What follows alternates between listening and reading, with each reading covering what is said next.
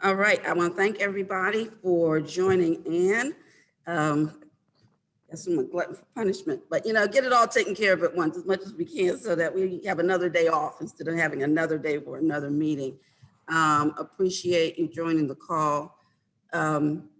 Today, I know it is currently 8:07 on February 9th, and I would entertain a motion. I forgot my thing, but I entertain a motion for us to open up our general town meeting for the town of Colmar Manor. I'll motion it. Irina Hobbs, council member, Ward 2. Irina Hobbs motion and a second. I'll second that. Okay, Councilmember Bowles second. Any objection? Meeting is adjourned. We will start our meeting with the Pledge of Allegiance to the United States. So if you've got a flag around, which I do, I pledge allegiance to the flag of the United States of America. And to the republic and to for the which stands one nation, Indivisible, under under God, God, indivisible, with liberty and justice for all. Okay, thank you. Now, if we could take a moment to have a moment of silence to think about those who are shut in, those who have challenges in their life, those who are working through this COVID-19 in some challenging ways, lost members of families, and all those who suffer in this pandemic and even other things in life. Let's just take a moment of silence and just think about people going through things.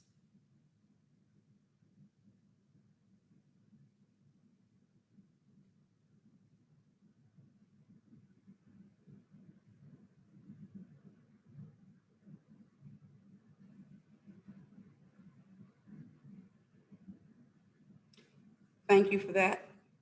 And now I'm going to ask you all to take a moment of silence and really think about the things that we rejoice in, the families that we do have with us, those loved ones that we do care about, those that are in our lives, and the things that make us happy moving forward. So let's take a moment and just appreciate the things we have in our lives.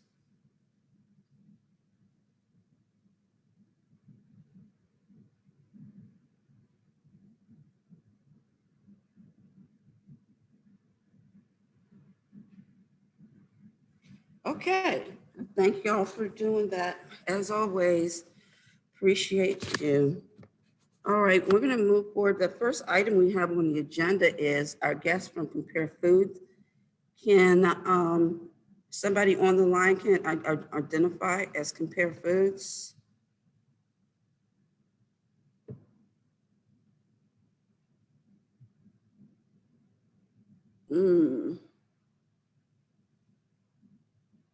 Excuse me, Abby, can you contact Kayla or Renee and find out what the situation is? Yes, I will do that. Oh, Renee is on the line. Yes, Mayor Kayla and I have been trying to contact Compare Foods Vanessa. I have talked to contacted her through text, and she said she would be on. I asked her about her manager following up as well. After that call, no one has responded to any emails, texts, or anything that Kayla has been calling and myself. So I was really surprised that no one has joined in this meeting tonight.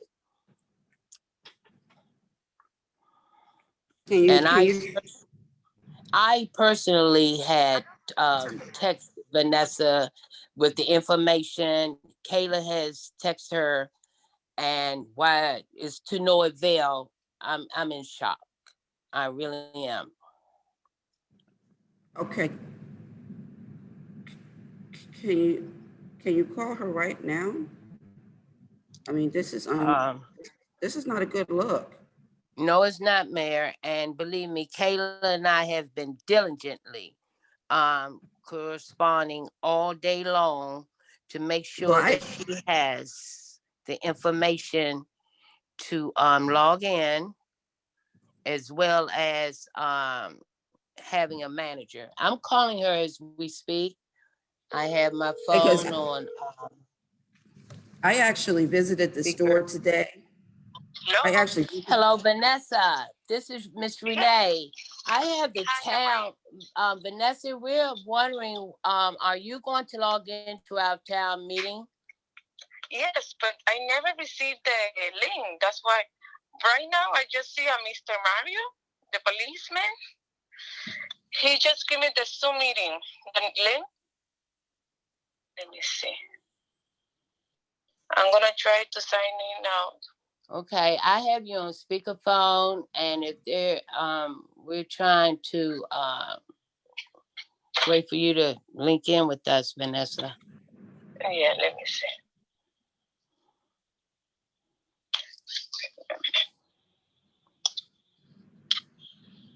and I just want to remind everybody, as you all know, all of our meetings are recorded.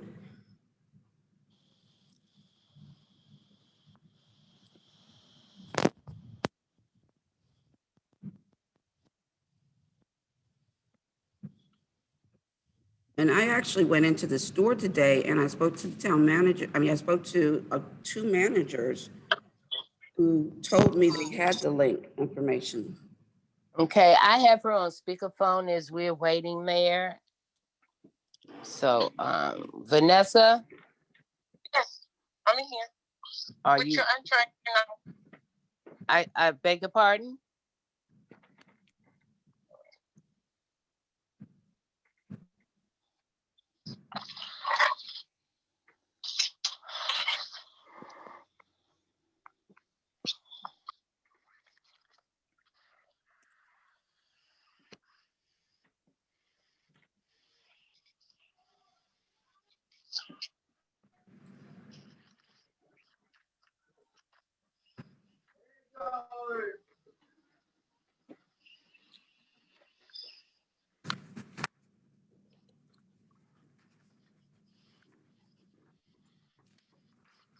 Mayor Barrow, it's John Barr.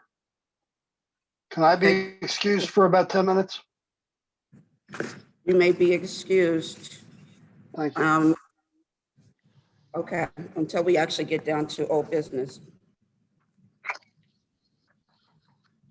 Well, while we're waiting for her to come on the line, I'll go ahead Vanessa, and do you need any assistance? Vanessa, I think so, yeah. what assistance do you need from us? In the Spanish? Man, she's saying she has a problem with the sign in. I think it's right now. does I'm any- in right now. Does anybody have the meeting ID available in front of them right now? Okay, I'm seeing Vanessa. Fabienne. Hello, Vanessa. Hi, how are you? Good, thank you. I want to thank you for participating. I had spoken to a couple of managers who were on today. They said that one of them may be able to join us. Do you know if they are? When I asked them, they said that they asked you about having the information. Do you have somebody you can contact who's the manager?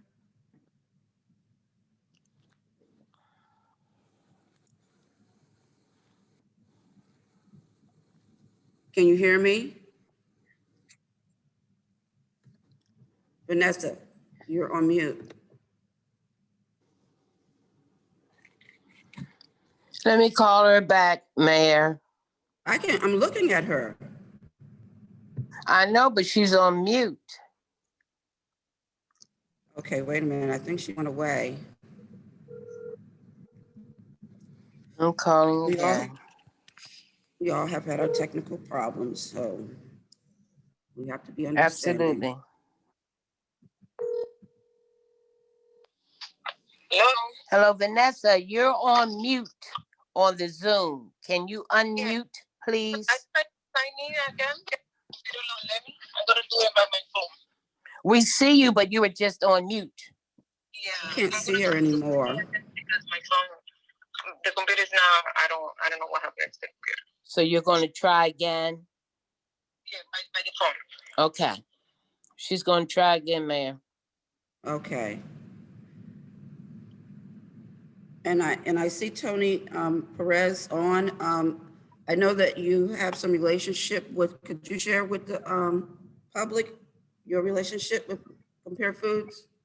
Thank you. I was actually just going to wait for an opening, so thank you for the opening, Mayor. Good evening, Madam Mayor and members of the council and the residents of Colmar Manor. I'm Tony Perez. I am a consultant for Compare Foods, and I was coming on. I just got this message like this evening, so I wasn't aware. So I'll tell you what. I just came on in a listening capacity. So I've been working with them on numerous things, to get the stores open and things like that. So I'll listen, but my goal is to listen to the town, and hopefully if there's any issues that need to be addressed, that we can take them back to the ownership and have them taken care of. I've known some of you quite a long time. So, and I think you all know the reputation. I believe in hard work and making sure we get the best thing for Colmar Manor, for the residents, and that's what's most important. I know there was a major disappointment with shoppers, leaving the town, but they left, and they also left a lot of places, and some of those, and I know it was concerned about workers being displaced. Some of them probably were, but I think some of them were landed because I've seen a few of them in different shoppers because they all didn't close. So just kind of keep that in mind. It's a lot. Let's just put it this way. There's two sides to every story. So let's just keep that in mind as we continue to go further and discuss. But I do understand that there are some concerns with Compare Foods. And I think if we didn't have a pandemic, we probably would have had this conversation a long time ago. But actually, I welcome the feedback. The owners welcome the feedback. Mr. Pena is going to be happy to receive, whatever information. I know it won't be all positive, but I think we're open to any suggestions and anything we can do to work together in a partnership with the community to make things better. Because they have been involved with a few things in the community, working with the county, and some things we've worked in partnership, even in the town and the community, to take care of some of the essential workers. First responders, I would call them, in the healthcare industry in the town. So I just wanted to share that, but I'm going to let the town have the floor and not take too much of your time. But thanks for having me on tonight. But I will be in a listening capacity. Thank you. All right, and thank you for those comments, which are so important. And I think I see Vanessa again. Vanessa, I just really want to say, first want to thank you for working with our humanitarian coordinator, Renee Watts, and helping us get certain things, some coupons to our seniors and other things that Compare Food has done in relationship to some of our events that we've been doing. So I know the store opened in the midst of it literally opened in the midst of a pandemic, which happened so quickly. And I cannot underscore how happy I was for the speediness in which the store opened, as we lost the shoppers and was able to still have a store, a walkable store that we can walk to from our neighborhood. So I'm appreciating that. I want to also appreciate the fact that the produce by far is much better than what we experienced before. And that is something to make sure we understand. There are some concerns and there are some things that people want to express. But what I want to allow for my council to do is first, before we express the challenges, is that you can think of something or whatever may be something that is important to you about the Compare Foods. Ward 1. Thank you, Mayor. First, I want to say thank you, Vanessa, not me. Compare definitely helps out my family, so I appreciate all that you guys do for the community. Something that I appreciate mostly is diversity inside the items. I come from a Jamaican background, so being able to go into this store and find Caribbean items is a very big plus for me. Okay, Ward 2. I just want to again mention and point out the customer service that I received personally from Compare Foods. And on another occasion, there was a mismatch in pricing. So, but I just want to explain, how it was handled by the manager when addressed. The price was not matching what it was advertised at. So in a very polite way, the manager handled it really well and definitely reimbursed the price. So on these numerous, like couple of occasions that I've been as a customer to the store, I'm very happy to see the type of, attitude, the type of treatment, and would certainly will be back. I also noticed that now they've expanded their produce and also how they present it, and it is very appealing now to the customer. So that's a recent very positive development that I've noticed. So would like to thank you for being in our community. I like living in a community that is walkable, and I can just appreciate coming from Europe, where we walk everywhere and just bring our groceries in our bags, in our hands, which is what I do. I don't drive because for me, it's just like, I can't even, like even think of driving there, because it's just down the street is something, I can do myself, and I don't need a car, rely on a car. So appreciate for you, for the Compare Foods, for the grocery store, to being there and being able to walk to it and bring my groceries in my hands home. Thank you.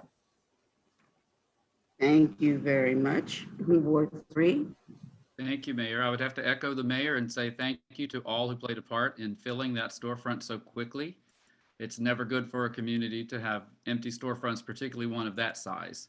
And so you all came in quickly, and you quickly became a part of the community. So thank you for that. I also, being in third place, I have to echo a lot. I echo Councilmember Hobbs, the ability to actually walk. There are a lot of developments in the area that claim to be walkable communities, but as I shared with the mayor last week or at our work session, Colmar Manor really is a walkable community. We can leave our homes, we can find groceries, there's a medical center, there's places to eat dinner. We really can be here. And so thank you so much. And I really appreciate your being willing to be here tonight and have this conversation and to be open to building our relationship together. So thank you. Thank you for that. Ward 4. Hi there. Thank you, Vanessa, for tuning in with us this evening. Being the last one, I just have to echo with Mayor and the rest of the council. Yeah, you definitely opened during like the time that the pandemic hit, and you didn't waste any time. You opened up, and you guys were able and ready. You've helped the community a lot with giving the gift certificates, and of course, being from the Philippines, having all of that diversity in the store is definitely a plus. The only thing that I get a lot is because I have a father-in-law that's of senior age, and when stuff gets moved around, that pisses him off. And then I hear it because he's mad that, what is Compare doing? They're moving this, they're moving that. What are they doing? So yeah, I guess it's just but I totally understand. You have to configure your store in a way of what sells, what not, and like move it together, move on. But yeah, on the senior point of view, that's what I've gotten a lot about. Thank you. All right. Thank you very much for that. Is there any, well, I'll go ahead and make comment. Mayor, this is Renee. May I just chime in before you? Sure. I work in the office, and Vanessa, is always a joy to work with you. We have a great communication and with you and all of the other managers and staff. But by me working in the office, I get a slew of residents that's calling in, and I don't want to be the person that everyone else has given you great accolades, I've been getting a slew of calls from the residents of the prices are too expensive, and that, I mean, the American products are overpriced, opposed to the Latino products that you may have. And that I know we have gotten several vouchers from you all where we've purchased vouchers to give to the residents that are in need. And then you've also have given us vouchers when I've asked, and I appreciate that. But the last time that you and I spoke, the minimum was $10. Sometimes we would get a slew of $10 vouchers. And the last time we spoke, you had mentioned to me that you all won't be doing any more $10 vouchers. And I think you had mentioned it would be $15, no more $10 vouchers. So I have a problem with that because we administer our vouchers and to people that are in need, and to raise our price that we're buying vouchers from you for $10. Now you're saying no more $10. That's a concern for me. But overall, like I said, I work at the office and I get these concerns, but it's a joy working with you. And I hope that we can come to a resolution with those things that I spoke about. Okay, so I want to say, I really mentioned that the appreciation that I have for Compare Foods being present and being available. What I want to tell you, what I hear from people all the time is, I really want to shop at my local store. I appreciate having a store in my community, but the store outprices the, is outpriced to some of the stores that are not that far away. And we have been trying to have this conversation. I had spoken with Maria, the owner, early on in July and August about this concern. And I actually see an emptying parking lot. Myself, I know the number of cars that we're used to seeing in the Shoppers parking lot. And so I know the pandemic fueled the store having great sales from the beginning, but I am certain from my observation that it's dwindling. It is very, very important that your store is successful to us, because we need you to be successful in order for us to continue to have this. And this concern has widened and widened and widened and increased and increased and increased. And if we can't get people to get back, the good thing is that people are talking to me. People are talking to Renee. I'm going to have you speak to Cottage City in a moment. People are talking to our council members. So the fact that they're reaching out to us, it means that they're not just wanting to walk away, because normally people just will walk away and you won't see them again. But they're talking to us, which means they're saying, we're pleading it, would you help? Because we really want this to be something that really works with us. You know, one of the suggestions that I had made early on was that to visit the nearby stores and see what are the prices in them. The prices in Compare are substantially higher than an Aldi's or Save a Lot, which are on the bus line and close by. As well, being that the Walmart is on the bus line. And so if people are having to make that choice, that becomes a problem. And one of the issues, I want to make it a little clearer with Renee's statement, when we get cards from Aldi's or we get cards from Save a Lot, a person can use that card continuously. So they can go and buy $6 worth of something and then come back and spend $5 later on. In Compare, you're doing certificates. The person has to use 100% of what it is that they just went into the store with. When we're giving out a lot of the coupons, the ones that we buy, and also the ones we appreciate you give to us, a lot of times we're giving them to people with home insecurity. and they don't have the ability to pay or spend $20 at a time. And so that's the reason why we like getting the higher ones, but we really need the lower ones because of the system that you have to spend the whole thing. So I'll tell you what happened, which is really, really significant. We had money from COVID-19 to spend and allocated $9,000 to be spent on food. And so we spent $3,000 in October, $3,000 in November, and $3,000 in December. So our first decision for the council of that time was that the $3,000 would go all to Compare because we wanted to support our local store. And so we did buy all of those vouchers from Compare and gave out to our community. So when we got to the second month, based on the feedback that we received, of course, people were appreciative of having them, but the voice was, we appreciate getting them, but can you get us some from Aldi's and from Save-A-Lot? So the council made the question to me, can we motion to do only half of the vouchers from Compare, and let's do a quarter from Save-A-Lot and a quarter from Aldi's.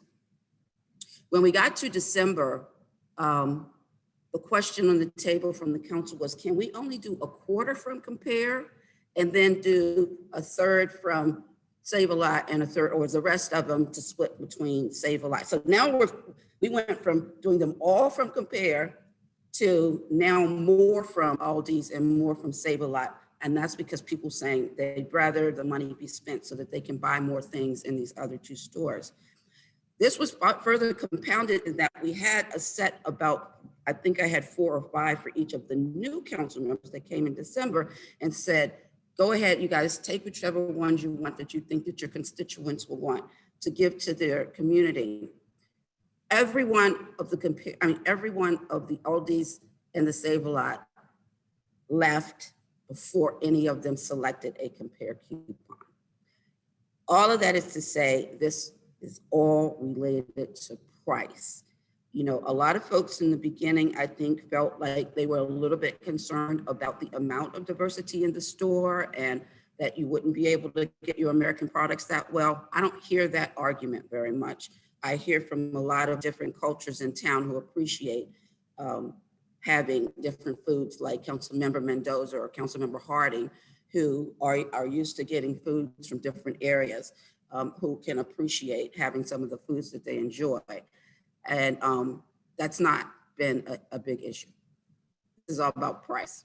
So I'm going to quiet myself in this moment and allow for Chair Commissioner Wanda Wheatley to have a moment to make a statement. Mayor, I'm sorry. Can I say one thing before you do that? I just, I want to talk, and I apologize. Oh, I can go after you. I'm having a hard time hearing you, Tony. Can you hear me now? Can you hear me better?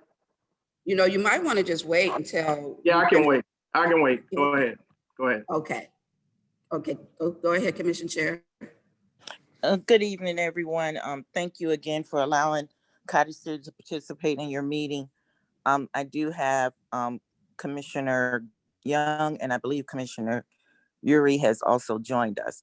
So I'll give them an opportunity to speak when I complete my statement. I too want to echo the same sentiment that has been stated tonight from your council. I think it was great that Compare Food came in. They were very accommodating. The staff the customer service, can't complain about the customer service. They do a great job. They're very friendly, very helpful. Produce, thumbs up with the produce, can't complain. But what we are seeing, because Cottage City, even though Compare Foods is not in our town, a lot of our residents and our people come to Colmar Manor to shop at the grocery store because it's still a walkable for our town since we're right across the street. But a lot of our residents have been complaining, basically stating the same thing that you guys are stating, that the prices are just way too high for them. We're a small community.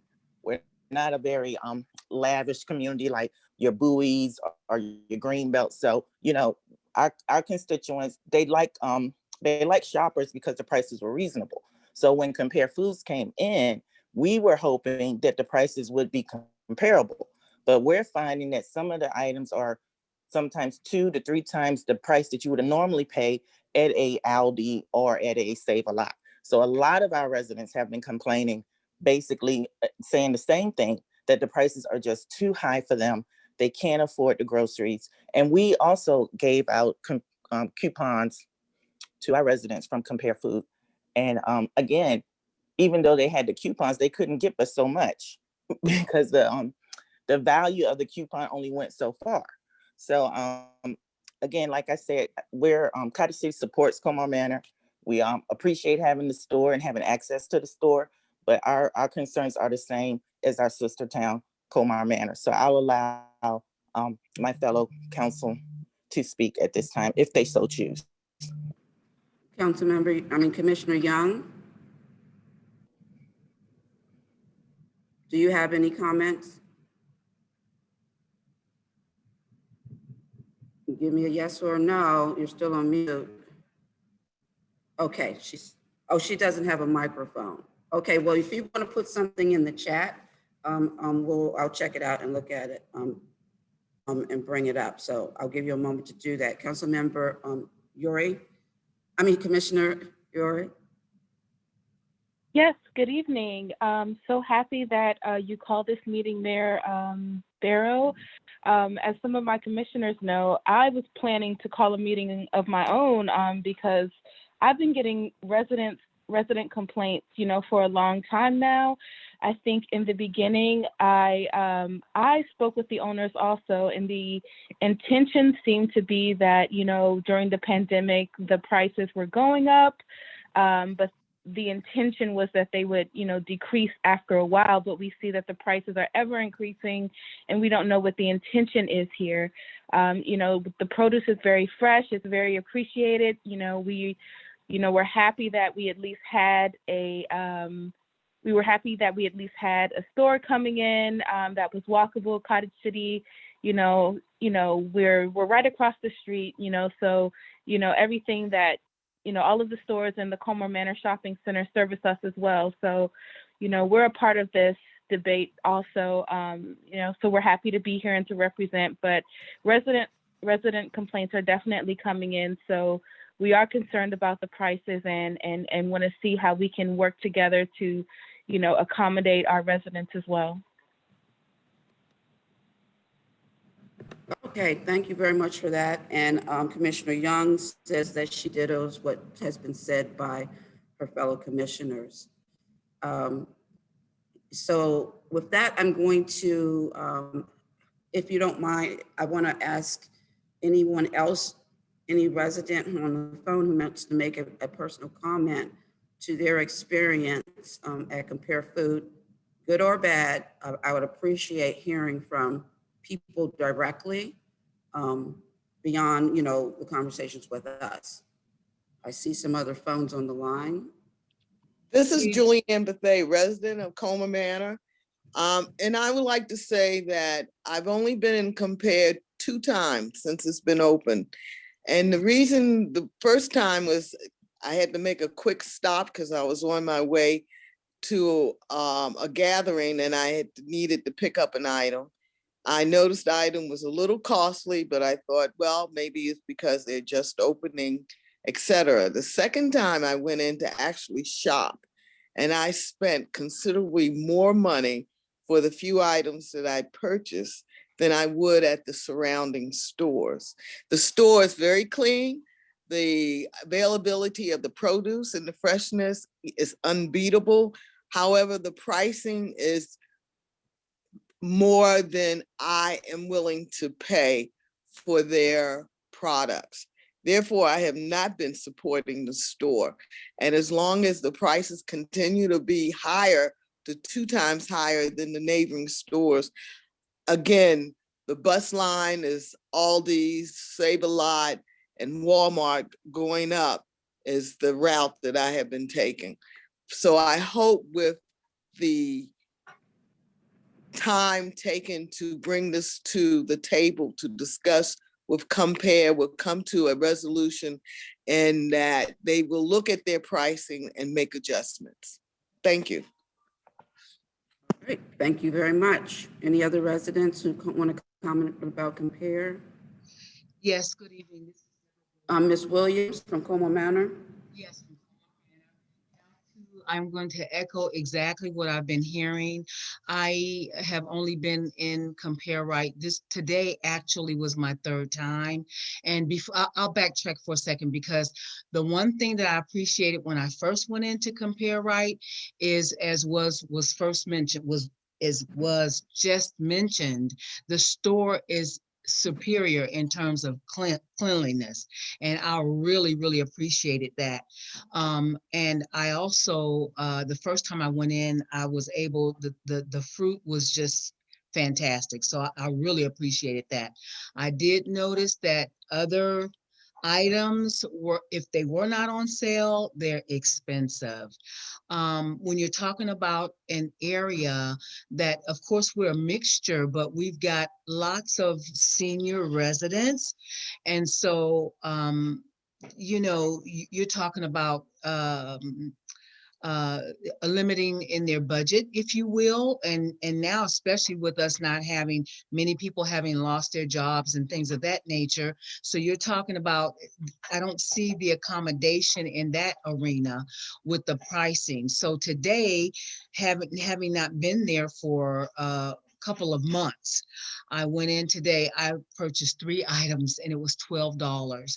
And I cannot afford to spend that type of money on 3 items where I know that I can go up the street, like you say, to Walmart, that they don't have the groceries per se, but I can go to Save a Lot or even Giant sometimes has some items that might be a lot cheaper than some of the compare food products. But I appreciate how clean they are, and I appreciate the food. Thank you. All right, and thank you very much for that. Anyone else comment? Okay. So I'll just mention that Commissioner Young also made a comment that she felt like the American food costs more. I can't compare prices for any Latino products or Caribbean products. I'm not usually buying them. So I can't really say if those don't cost more. But I do know that the American products cost more, being that that's generally what I'm purchasing. And in particular, the meats. Oh my God, the meats are just extraordinarily high. Sometimes double what you would get from someplace else. So it's been a problem. And I can see that Mr. Perez is chopping at the bit. And so the floor is open for you to let us know what can we do to make sure that our local store continues to be a place where our local people want to shop. Thank you, Mayor, and not just your council, and the members of Cottage City as well. Everyone is. You're breaking up really bad. Is there a way you can find your mic? Anywhere? How about that? Is that better? That's better. Better? Okay.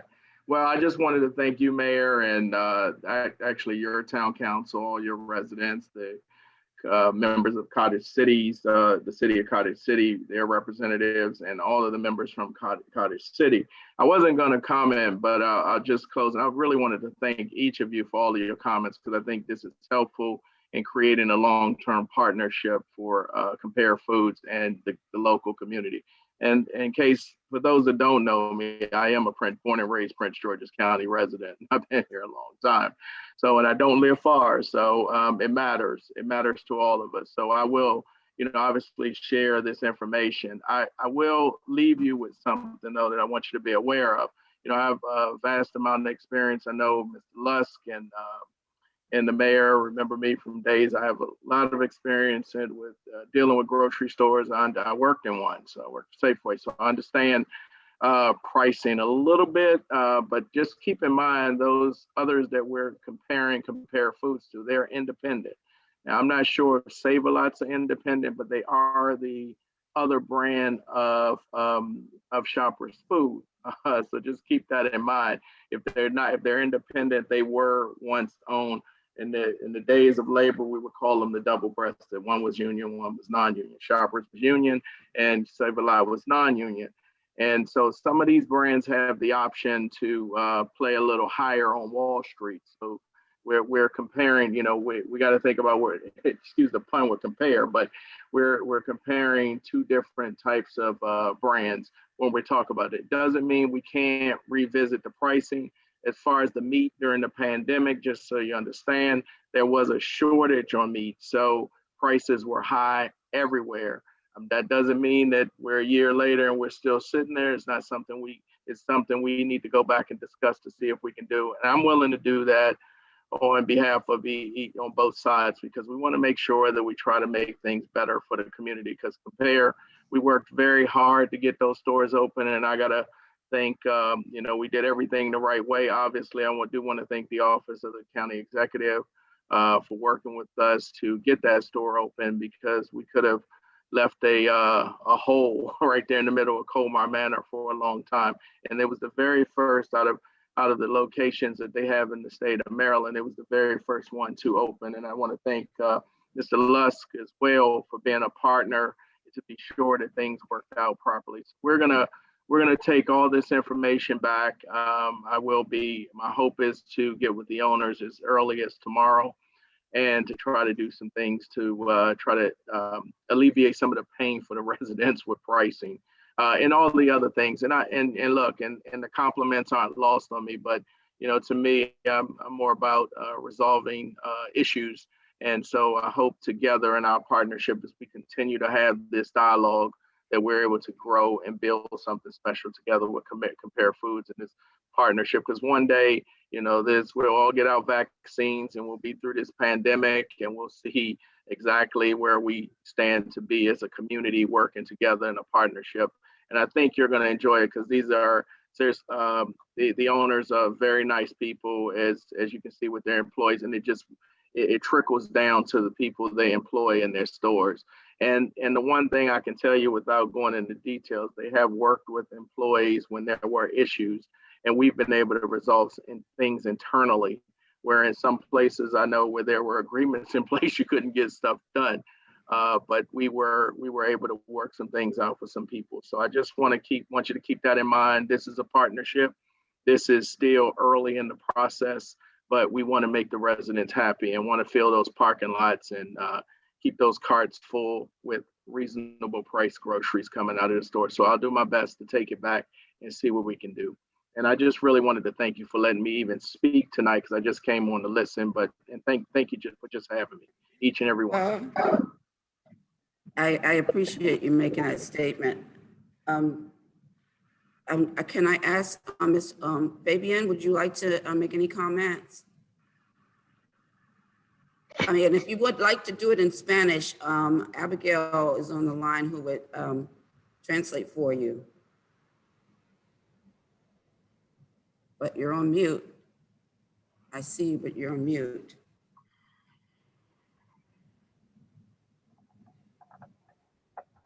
Okay. Well, thank you. I want to say,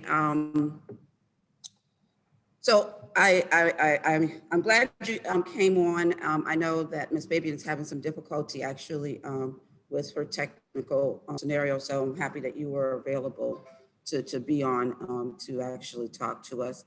And I know you hear us. I mean, I think if you don't, you really do hear us saying that everybody is appreciating having the store, but it should not be lost on you when you hear from a couple of residents here who said, hey, I went there 3 times and I realized this is a pattern, it's just too much, I'm going someplace else. And we want the store to be successful. So even though I understand the comparable difference when a independent as opposed to a chain has the opportunity to have the lower prices, it's interesting that even though Shoppers was a union store and Save-A-Lot was not, there was a competitiveness that still existed. And I want to add one more thing that I personally feel like it's a problem in probably structured. It's clear that Save-A-Lot is a flyer type of flyer type of grocery store, where a lot of the lowering of a price is in a flyer. So they put out the flyer and there's a lower price in the flyer. And I'm sure you remember, as you recall, Shoppers Food was low prices every day, all day. So they didn't have flyers. And so they did not use that model. So the people in this community aren't used to the flyer model in terms of that really being how you get the lower price. And I think that we're missing that there in some kind of ways. And I just want to say that Ms. Fabian has said, I understand all of your worries, but we are a family. Okay, wait, it went away on me. Understand all your worries.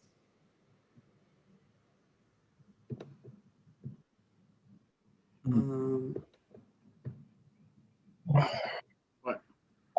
So, While you're trying to figure that out, Mayor, just Yeah.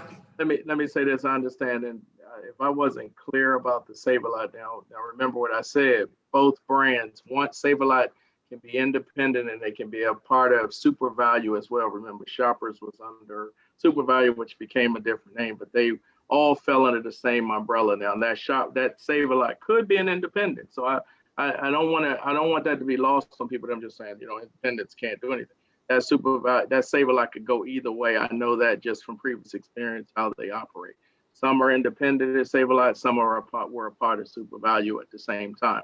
So which means Shoppers was, a larger brand as well under the Super Value brand. So just, it's not that they were just a small brand playing in this area. They were, they had a large corporate entity behind them.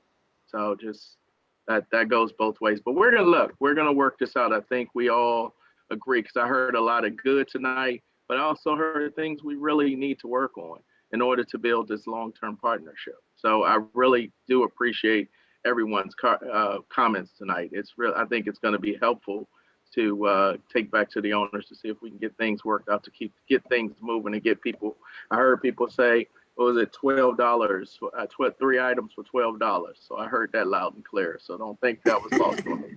Okay, thank you. I'm sorry, Mr. Luss. Thank you again. No, So Ms. Burnett, Mayor and Tony and everybody, I really appreciate the discussion tonight. This is extremely helpful to me as the landlord and to my partners, and I thank everybody for their comments and the good comments and the comments of things we have to work on. And I know Tony's a tough guy when he's got a task. So he's focused on this, and my partners and I are too. Quite frankly, let me go back for a second. I was the landlord for 30 years for Shoppers. We had a great run with Shoppers, but the handoff from Shoppers to Compare was rocky, to say the least. Basically, Shoppers sort of, they're a big, Wall Street traded company, and we're a small landlord, and they sort of stuck it to the small landlords. We didn't have any choice with Compare, but once we got to know them, we were very happy. The big screw up in the handoff was that Shoppers never gave us any pricing information. They were supposed to give us pricing information. They didn't. We have 25,000 products there. So it's a little hard to get it all straight when you don't get the pricing information. And that's what we've been wrestling with essentially, from day one. And then, oh, by the way, we had a pandemic. So you sort of take that handoff, rocky from Shoppers, add a pandemic, and I'm not making excuses, but I'm trying to explain sort of what happened and how we got to where we are. And that's what we're still wrestling with. So I don't want to say, give us a whole bunch of time, because we ought to start making, things better. And Tony's, on it, and I'm going to be on it, and I think Vanessa is on it. It's still something we've got to get right. I'm really happy to hear that people like the way the store is, and I'm sorry, Melinda, if your dad sort of has to go to a different aisle for things. That would really irritate me in my local store if I didn't know where the English muffins were and they moved them. But we like how the store looks. I love the produce section. I love the variety. I mean, the whole thing is it's supposed to have everything that Shoppers had, plus a lot of international things. The folks from Compare have a long history of really being in African American and ethnic communities, and really making everybody pleased. So we got a ways to go. I think Tony, you and I know what the work is ahead, and please keep talking to us. And if you do shop there, thank you so much. And so you can read if you want, but Ms. Fabian has said, I understand all your worries, but we are a family that just started this business, and we are still a small business, even though this was Shoppers before, which was a more advanced business. We have really good quality products, even though we don't have big deliveries. We buy in small quantities of food, and all of our prices are the same as most grocery stores, but we can't compete with Save-A-Lot or Walmart. And she furthers that SuperValue is the company that supplies us and the items and sets the prices for us to sell to the public. So anyway, I appreciate your comment, and I understand that you're small business or whatever. I cannot agree with your comment that your prices are the same as most groceries. They're not. You might have some comparability to Safeway or Giant, but this is not a Safeway or Giant neighborhood. Otherwise, Safeway or Giant would be here. And SuperValue sold to Shoppers as well. So the fact that the prices are so much different than they were Shoppers, I'm challenged with the idea that they're setting the prices when Shoppers, that they were the supplier to Shoppers as well. So I just hope that you take those comments in light and figure out where to go. I can understand you might not be able to compete with the Save-A-Lot. And Shoppers really couldn't compete with the Save-A-Lot either. And the truth of the matter is, even though Save-A-Lot is cheaper, Save-A-Lot is not a store that I tend to go to, whether the prices are low or not. So there are different kinds of stores. It's just that when the prices are so high at your local store, it causes people to go to the store that they normally wouldn't go to, which doesn't need to be competitive. But I would say if you compare to Grand Mart is independent, and Grand Mart is up by 450 in Cooper's Lane in an independent store.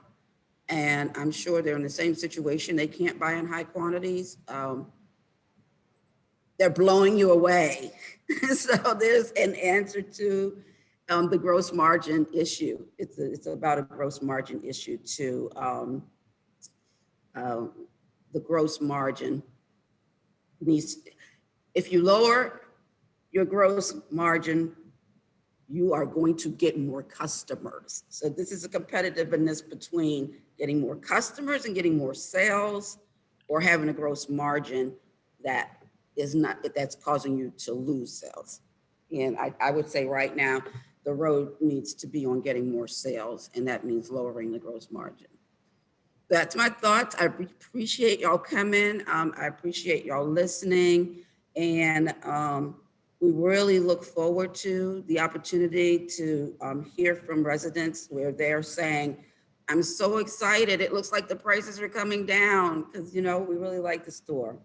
And we're looking forward to that. This is what, you know, everybody is just trying to say. Just do that one little tweak, figure out that one little tweak, and you're going to get more sales. And when you get more sales, you're going to make more money, even though you're not making as much money on the product. So thank you again. If there's any other comments, please raise your hand. Otherwise, I'm going to move on to our next topic on the agenda.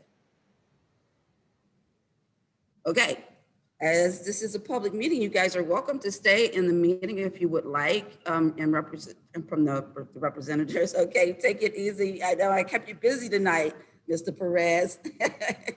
My day started very early, and it's going to start early again tomorrow, but I want to thank everyone. Thank you for your time. Thank you. Have a nice evening. Have a great day. Have a great day. I want to thank everybody also, Mayor, all your new council members and Melinda returning. You've got a super council. I'm very excited about the future of Colmar Manor with such incredible leadership. So thanks everybody for what you do. And now I know how to zoom into meetings. You may see me more often. Okay. Very cool. Okay. All right, take care. Bye, everybody. Take care. All right. Okay, guys. I thank you for all of your comments and involvement, and hopefully this is going to make a difference. It's worth it to us to make this difference. I'm trying to save the chats right now.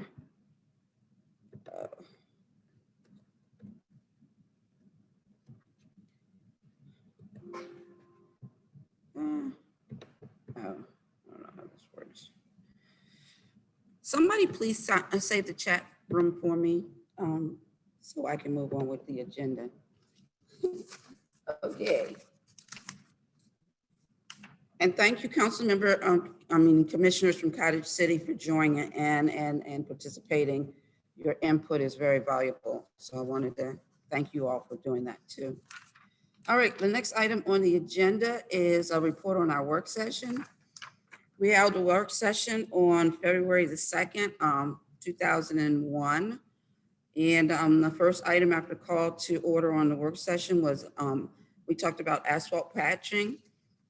There's an area at 42nd and Newton Street next to the church, Colmar Manor Church, and it has been patched and patched and patched and patched and patched. So we had a conversation about the getting this permanently fixed with a company. A decision was made after further conversation about an additional problem with the sidewalk down by Newton Street at the West Garden, that we should bring that back for comment. Bring that back for a decision on bringing in a repair for both of those items at the same time. And then we have a conversation about dog waste and trash cans, and we looked at the prices that were given to us by Mr. Baden on what it would cost to get some additional dog waste. We spoke about the fact that we needed about, I think, 5 or 6 more to accommodate areas people may walk that they don't have that opportunity, and the trash cans. In that conversation, we had agreed to ask our circuit rider to look and see if there's some opportunities for grants for us to get these items. As we've done in the past, these came through grants. We did not pay for, well, we paid for some of our street cans, but we didn't pay for the dog waste units. And I have spoken to her and she's moving on that. So she feels like she'll be able to find us some funding in order to get those done. We looked at a quote from for our Wi-Fi. I forget what the amount was. I think it might have been around some $1,500 because we've had significant problems in the buildings. There was a vote taken and voted on 0 to 5. The minutes will reflect who were the motion and the second. I'm just talking about the conversations. We looked at a quote on a shed and talked about the current trailer that we have for our supplies, and have discussed getting some additional quotes and talking about this in our next in our budget discussion for FY22 to see whether or not that's something that we want to do in terms of buying a shed. We talked about a charter amendment about public hearing notice to the public, in that we just had a hearing earlier at 7 o'clock. A part of our charter states that a public hearing notice must be made by a notification in a commonly run newspaper. And we have asked Mr. Barr offered some changes to the amendment to more reflect modern day technology. And then we have talked about the business license ordinance, mentioned earlier, talking about how do we put some teeth into it so that before we give somebody a business license, we have to see their documents. We have to see that they're in compliance with the county. We have to see that they have all of the things that they should have in place. And if there's certain limitations that we want to have, as Chief Ayers mentioned earlier, whereby a sign might be up that if you have tobacco products, somebody has to be 21 or over, or whatever that might be. But we're going to further discuss how we actually want to look at this business license, and have asked Mr. Barr to go back and look at business ordinances of other towns and municipalities and see if there's some things that we might want to replicate. We had on the agenda the ordinance 01/2021 for further discussion if it was necessary, but there was none. We talked about our Black History Month event, and I think that it's starting to come up very exciting. I'll give you guys a preview. Hopefully we'll have a flyer out by tomorrow. There is an event on the Black Church. This is our story. This is our song that will be coming out on the 16th and the 17th. It's a two-part series, the 16th and the 17th of the month. I didn't know what it was in the beginning, but just a day or two ago, I saw it on Morning Joe, and it's a huge event. Oprah Winfrey's going to be there, and Mariah Carey, and it seems like it's a really, it's way bigger than I thought when I initially heard about it on PBS. So we're really excited about it. We are going to have Mr. Fred Hill from Cottage City to do a spoken word after he watches the program and put together some spoken words for us. And I've spoken to Reverend Addison, who has been a partner for a long time, to speak on her personal direct experiences about how the church has impacted and helped growth in the community, in the Black community. So I'm becoming more and more excited about this event, which will be on February 27th at 5 o'clock. So I want to thank Mr. Bowles for that recommendation. It's a good one. Then the next thing, we talked about putting out a community survey, and everybody's supposed to be giving me some questions so that we can periodically, at least maybe once a month, do a community survey so we can start asking people how they feel. And then we had substantial conversation about the Sustainable Communities Action Plan, which is the plan the state requires that we have in place and how we can grow it in order for us to get community legacy money from the state. We had a conversation about whether or not we should open up the building for discussion, for conversation, and for exercise or other things like that, and sort of erred on the air of caution to see, how does the pandemic move after the Super Bowl, which was the last possible super event. And then we talked about getting the information on what will be the budget process going forward. So that is what we talked about. If any council members would like to add to what that conversation was that I might have missed, I think I see Councilmember Bowles' hand up. Oh, okay, no. Okay, anybody else? All right, that's the work session. Next item on the agenda is the mayor's report. Well, I don't know, I would just say in this last month, I'm happy to say that we're back to giving out food again, and pretty much getting it outdoors. I dealt with my regular Maryland Black mayors, and at a conference, the Maryland Mayors Association had a conference. I want to say the municipal call with the state on Friday was illuminating in relationship to the vaccine and opportunities with the vaccine. What I have learned, which has been unclear, there is a lot of confusion between what the state's doing, what the county's doing, what clinics are doing, and the communication between them as to how people are supposed to go about doing that has just been very disruptive and confusing to people. But I'm happy to say that Renee Watts has contacted almost all of our seniors and those who have been wanting to be signed up.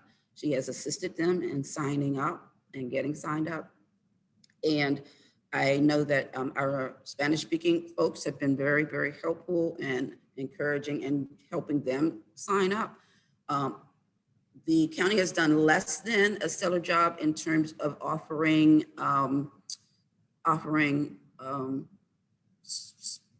information about the vaccine in Spanish as they did with the census. They did a great job with the census. I mean, everything and all that.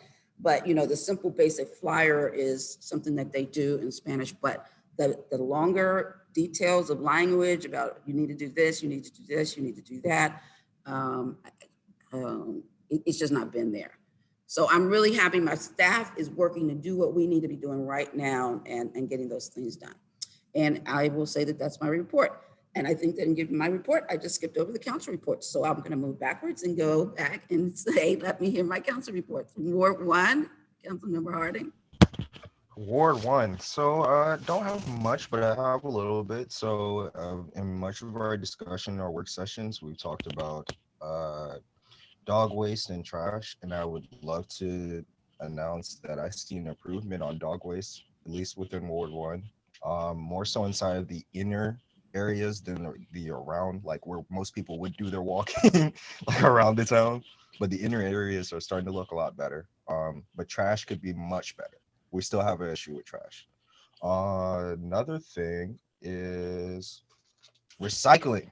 I went around the other day and I was really excited to see that everyone's recycling got taken up, at least in Ward 1, because the previous week before, I was among some of the people that didn't get their recycling take up. I didn't know, but when I came home and I saw a plastic bag, and I was like, I told everyone in my house, like, no plastic bags, and I had to wait till the following week. But this week, it was great. It was great. So I love the efforts that everyone's doing to push forward and distant. So that's my report. Thank you very much for that. And we ought to just keep talking about the trash, as we said before, and coming up with ways to communicate that. Ward 2. So continue on the trash issue. I received a request from the resident for additional trash can due to a large household occupancy, 2 adults and 4 children. And I would like to thank Mr. Gorham for acting promptly on the request. And in the meantime, I would like to remind residents that the best way to reduce the amount of trash is to recycle whenever possible. But again, also to second Councilmember Harding, remind the residents that that when recycling, they have to put items loose into the bin and no plastic grocery, plastic bags or other trash bags. And also would like to note that the town code inspector is enforcing the rule by given citations. On the second issue I'd like to comment on is that I've received from the town a list of residencies that we do not have communication with in our town. Specifically in my ward, there was 36 households, which was the biggest number. So since that time, I believe that given the remote nature now of the town, where due to COVID, it is paramount for us to keep the residents informed of the services and the opportunities the town offers to the residents. So I reached out directly to the residents and invited them to complete the contact information form. And I was able to collect about 10 such forms. Some of the forms were left at the residents' handed in to the residents for completion. And I would like to also emphasize the contact form is purely for communication purposes, and the response rate was excellent. And residents were willing to establish channels of communications with the town by text or email or the combination of both. Also on I came across a few elderly people who rely on their neighbors for communication from the town. And while this is a great example of neighborhood stewardship, we want to make sure that we are reaching out to all the neighbors in the community. So I would also like to thank you, Ms. Renee, for doing that personally via phone.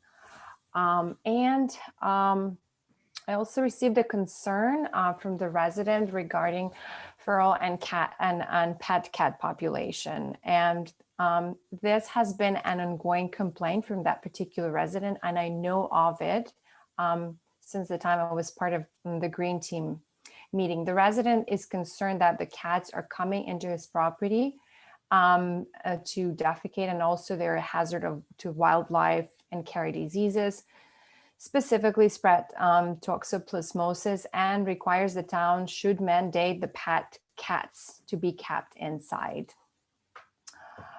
So I would like to further discuss this issue with the town, with the council members, and would like it to be added for our next agenda meeting.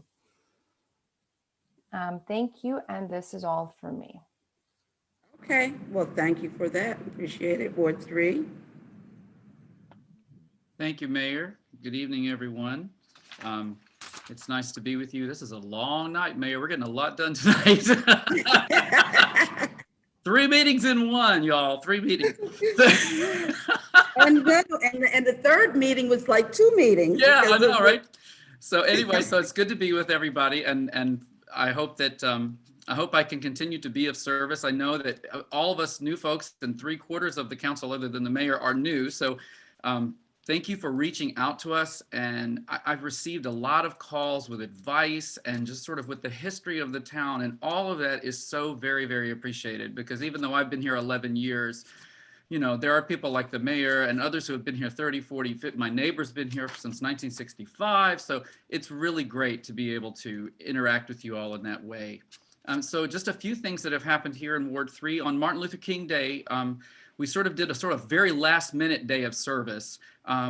Citizen Yolanda Barnett and myself and my friend David, as well as several friends from Hyattsville, decided to, in honor of Dr. King, we would do some service around Ward 3. So we did a cleanup, and it was really great. As we were doing the cleanup, some of the folks that are housing insecure that gather down around the car wash started cleaning up. And I just found that really touching. And I thought it was a great example of how if we set the example to keep our town clean, others will follow.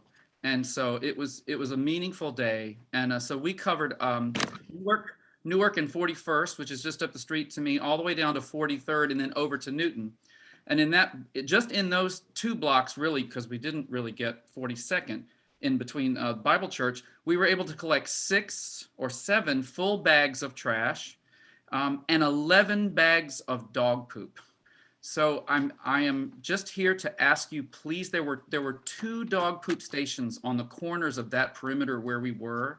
And we've added a new poop station on 43rd, which is technically in Ward 3, but it's between Ward 3 and Ward 4. And I found dog poop on either side of that station. So I'm just encouraging the citizens, please do think about that. As Councilmember Hobbs pointed out, it's a matter of just being kind to one another. It's also a matter of public health. I did a ward walk with Councilmember Hobbs, and I told her I was really admiring of how quickly she's been door to door on collecting information. I have been going through the lists, and I will be coming to see you. If you would prefer to communicate in a non-electronic way, please let me know. I will make sure that you get that information if you're not getting it another way. I mentioned ward walks. I'm trying to go fast. I always talk a lot. I call them ward walks. I walk my dog every day. I cover most of Colmar Manor. So far, Councilmember Harding and Councilmember Hobbs have joined me. I'm still looking forward to Councilmember Mendoza, and perhaps one of the days we'll get the mayor out. And any citizen that wants to join me on those walks, please do. It's a great way to get your feet on the ground and really see what's going on in Colmar Manor, and a safe way for us all to commune during this time. And just a few things, I attended the Sustainable Gardening Workshop in Cottage City that was done via Zoom the other day. It was an invitation from Diana Gillespie. Thank you for that invitation.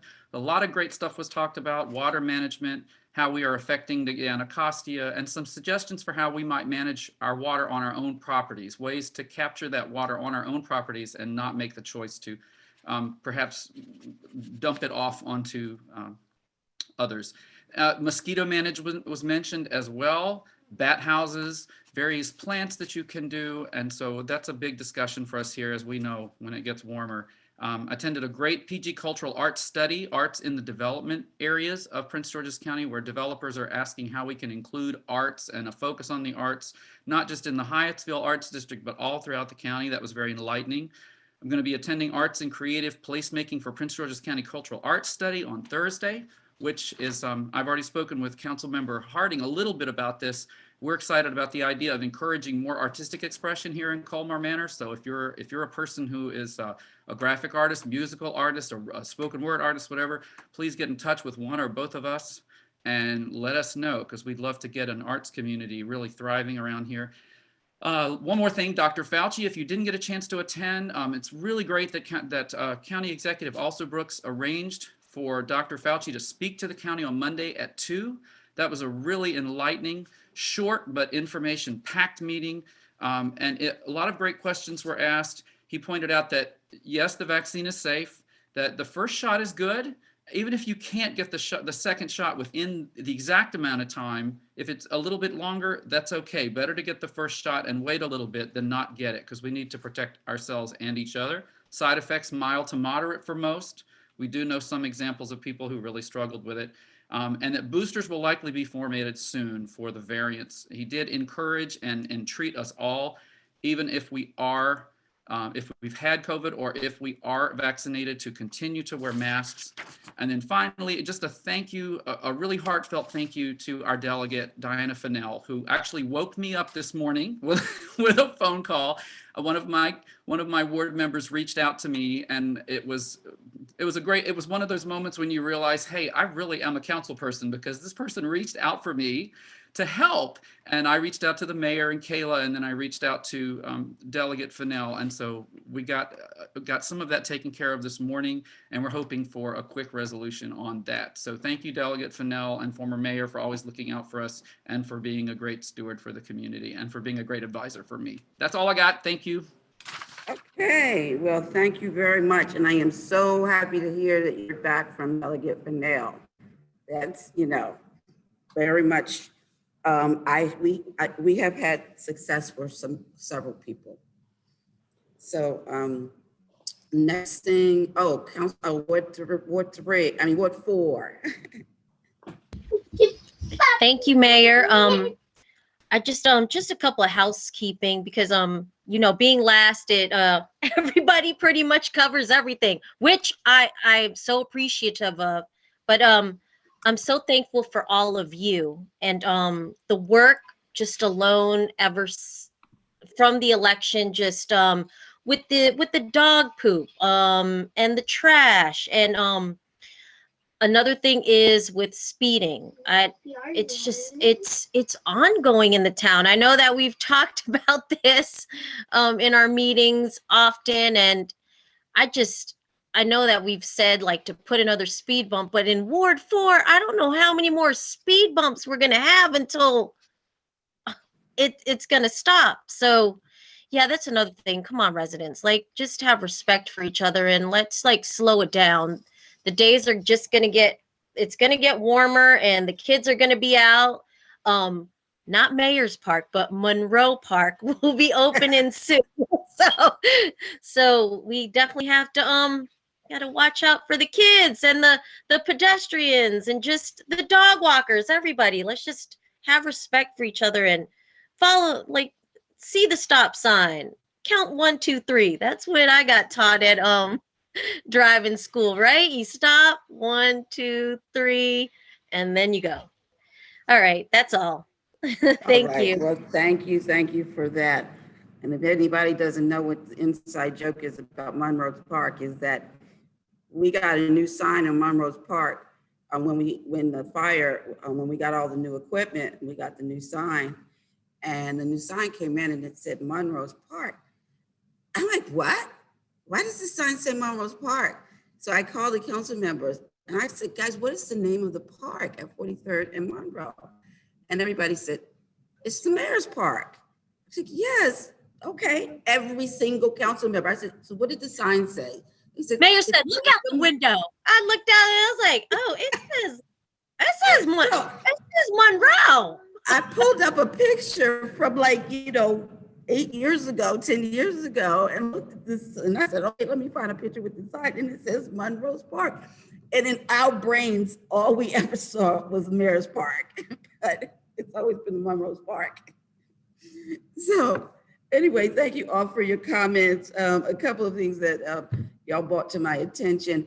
I did have a wonderful a meeting with the Girl Scouts, which one of our residents had asked me to attend a meeting they were having on a project they're working on, which is about animals that are abandoned or loose.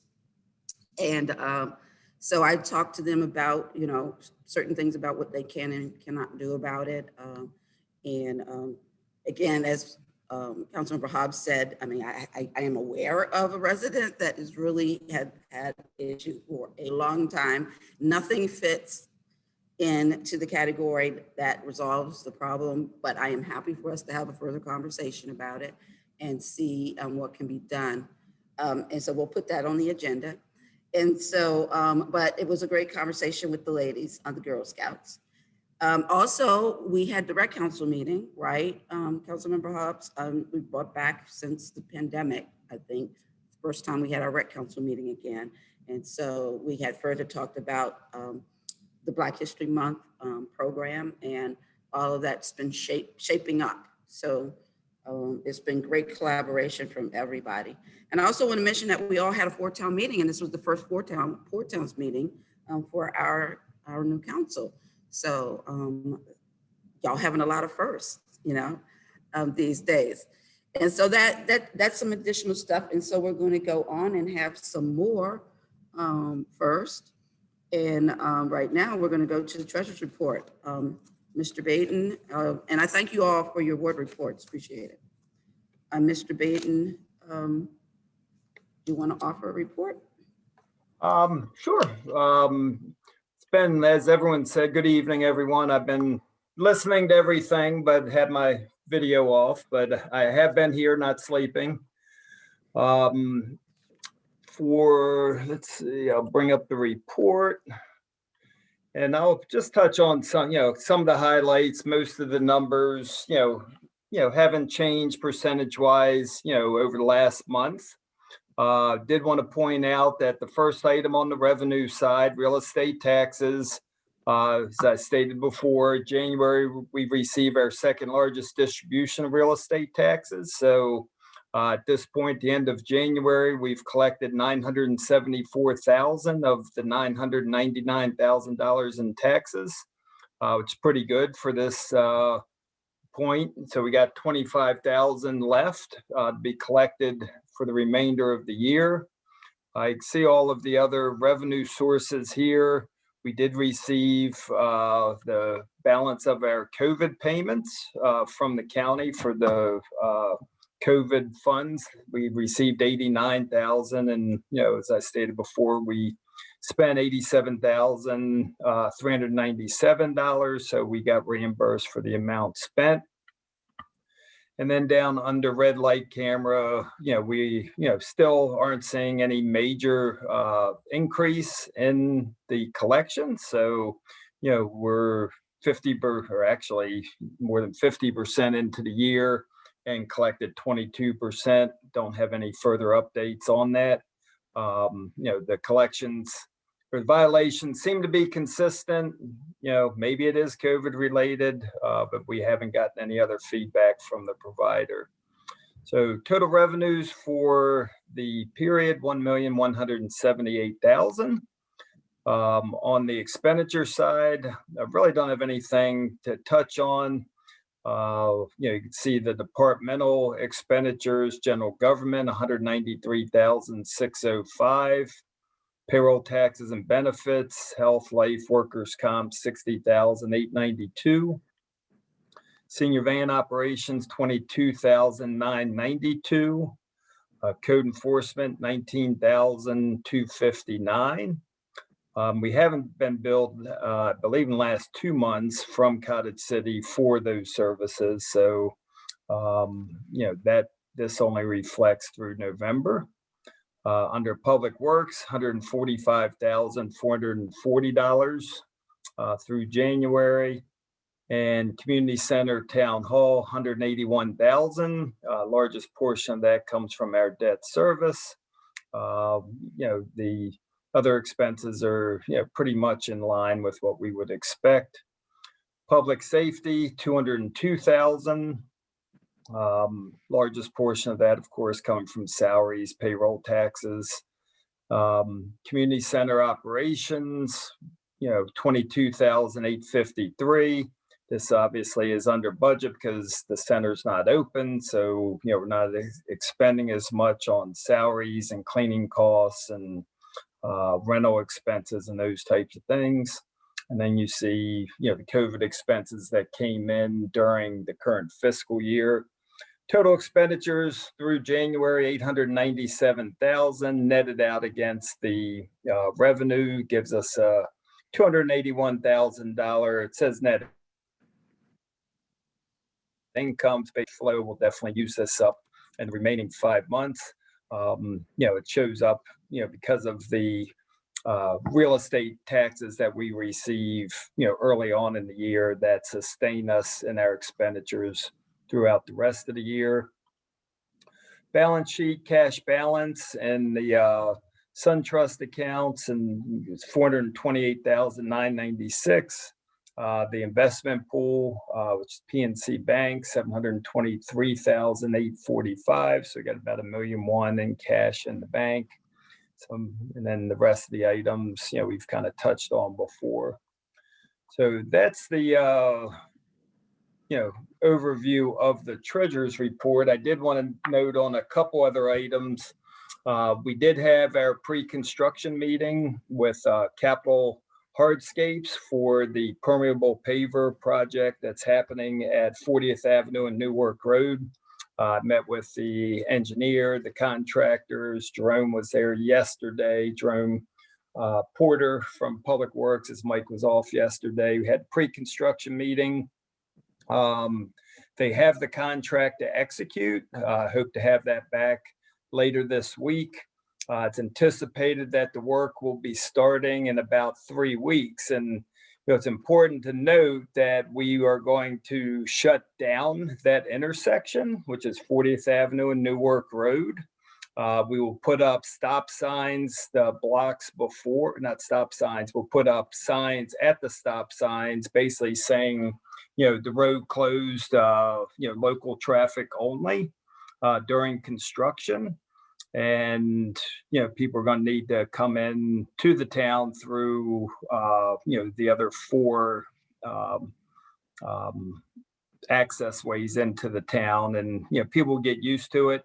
The construction frame, is about we're giving them a 45-day construction period. That should be plenty of time. They anticipate the weather's good, that it would be more in the range of a 20 to 30-day construction period. But, let your residents know and those that are listening that, in about, 3 weeks, that work will be starting. There will be some inconvenience and, you're going to need to route around that intersection. Also, we're getting close on the electronic sign. I have 3 contractors, maybe 4, working up pricing to install the pedestal, for the electric meter. And, we've also, Pepco is ready. They replaced the pole at that location beginning of January. And the sign is on order. It's anticipated that will be in by the end of February. So hopefully, everything will come into line and we'll be up and, running with a, electronic sign there at the same intersection. We do the permeable pavers. So a lot will be happening there by the end of March. So That's all I had for this evening, and be glad to try to answer any questions if anyone has any. As any council members, do you have any questions? Mr. Baden, you know I always have silly questions. I just have two line items that I don't understand. One is 5030 Anacostia Trailway. What is that? That is membership with the ATHA.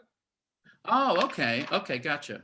And I'm not sure what the 6272 is. There must have been something else with there. The membership is usually, $300 or $400. So we haven't paid the membership yet, but I'm not sure, what the additional $62 is. I'll check on that and get back to you. Okay, and then one other small one. Under Public Works, line item 5790 tipping fees. What does that mean?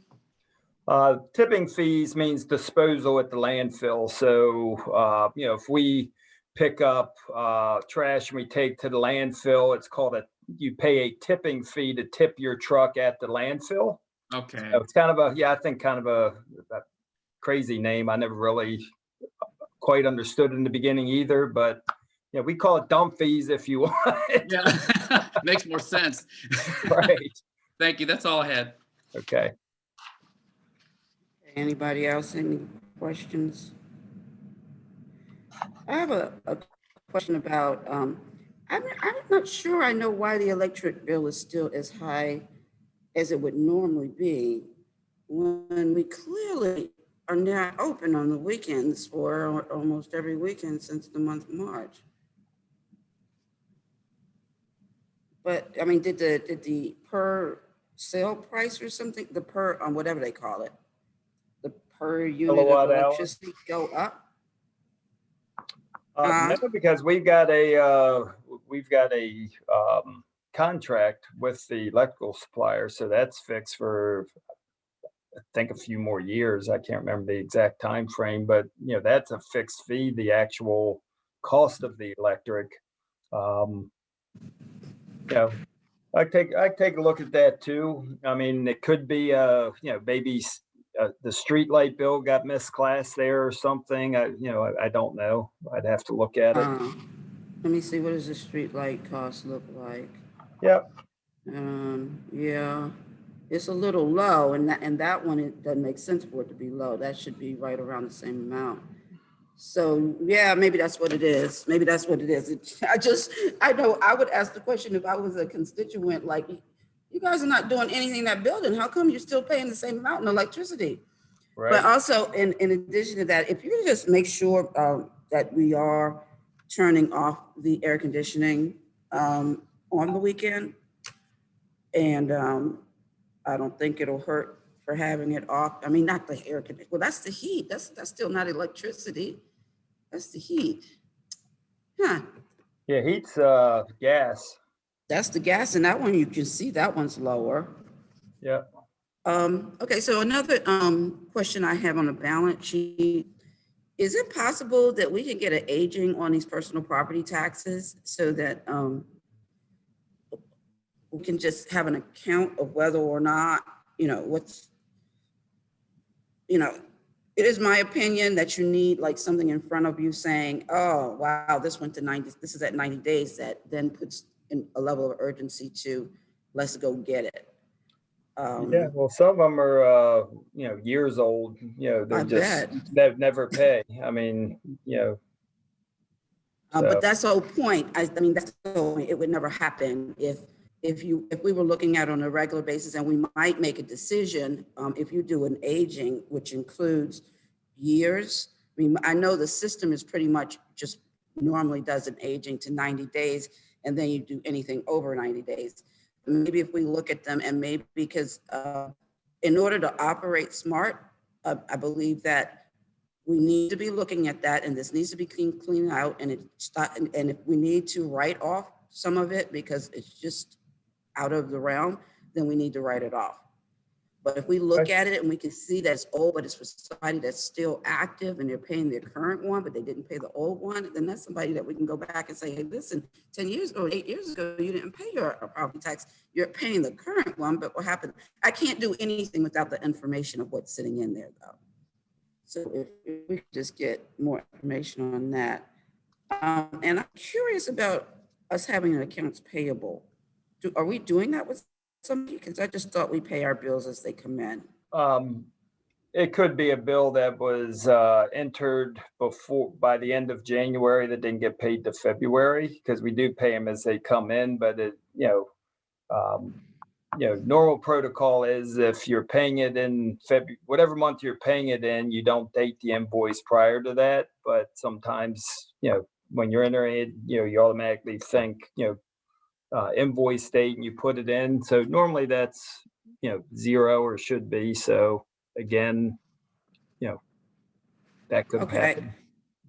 Not much to think about in terms of the amount. But I do want to bring up something I've brought up several times before, and I would love for us to find a solution for, but I would like to start seeing accounts payable for unpaid tickets.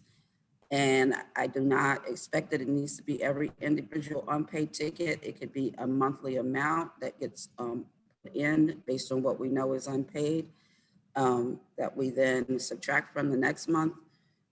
So we can just hold it up at the end of the month and go, okay, right now we're sitting on this many unpaid tickets, and then start aging that as well. Because this is one thing that, and council people, I'll just let you guys know, this is one thing that you cannot see in these reports.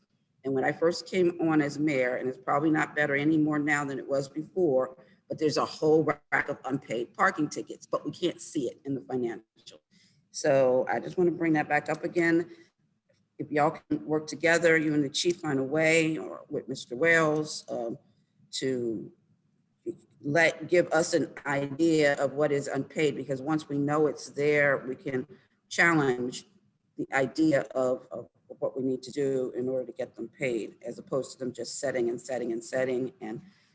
no additional action taken after. Well, that's a whole long discussion to get the real background on that, and maybe at a future work session, Tracy and I could enlighten everyone to that. It's not as easy as it's sounding, that just put it on the things, because most of them are non-collectible anyway, but we could go through all the details of that at a later time. Yeah, so I would suggest we put that on a work session, because that can't continue to be the answer. There has to be another answer.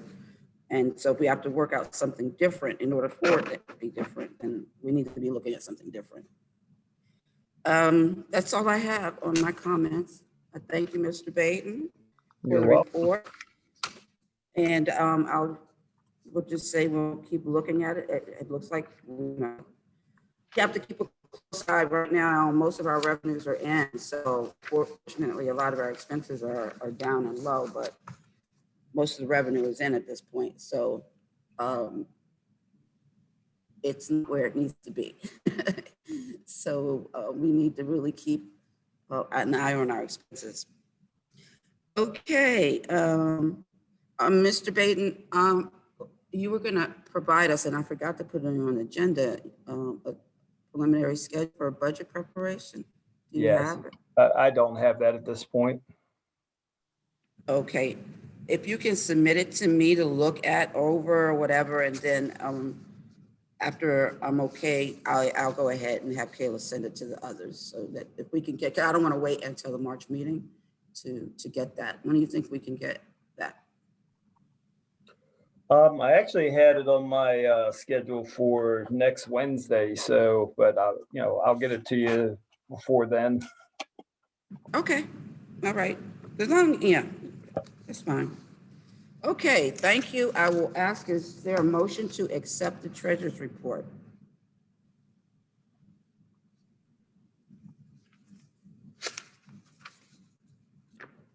I'll make that motion stated. Okay, is there a second?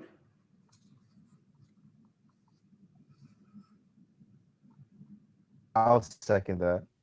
Okay, is there any discussion? Okay, I will Thank just you, make the Dan. comment. You're Thank you. welcome. Yeah. And I'll just make the comment so that you might feel a little bit more comfortable in the fact that I never asked you to approve the treasurer's report, only accept it. Because that's what we're doing. We're accepting it, but we're not auditors. So it's the auditors that come in behind and then say, that's good or bad or ugly. And so that's the reason why I do accept. So you don't have to feel like in putting in the motion or whatever, that you're somehow going, I know those numbers are right. We're just accepting it from what our treasurer has presented to us. So we have it on the record. Okay, moving on, our police report, You chief. need a vote. Oh, I forgot to vote. Okay. Ward 1, Aye. Ward 2, Aye. Ward 3, Aye. Ward 4. Aye. All right, Mayor votes aye. Thanks again, Mr. Bate. Welcome. Okay, police report. Chief. Good evening, Mayor and Council. Police report for January of this year, January 2021, is on our screen and was shared with everyone earlier. First, going to talk about the calls for service during the month. Those seem to generate the most questions. I'll go over those in a little bit of detail.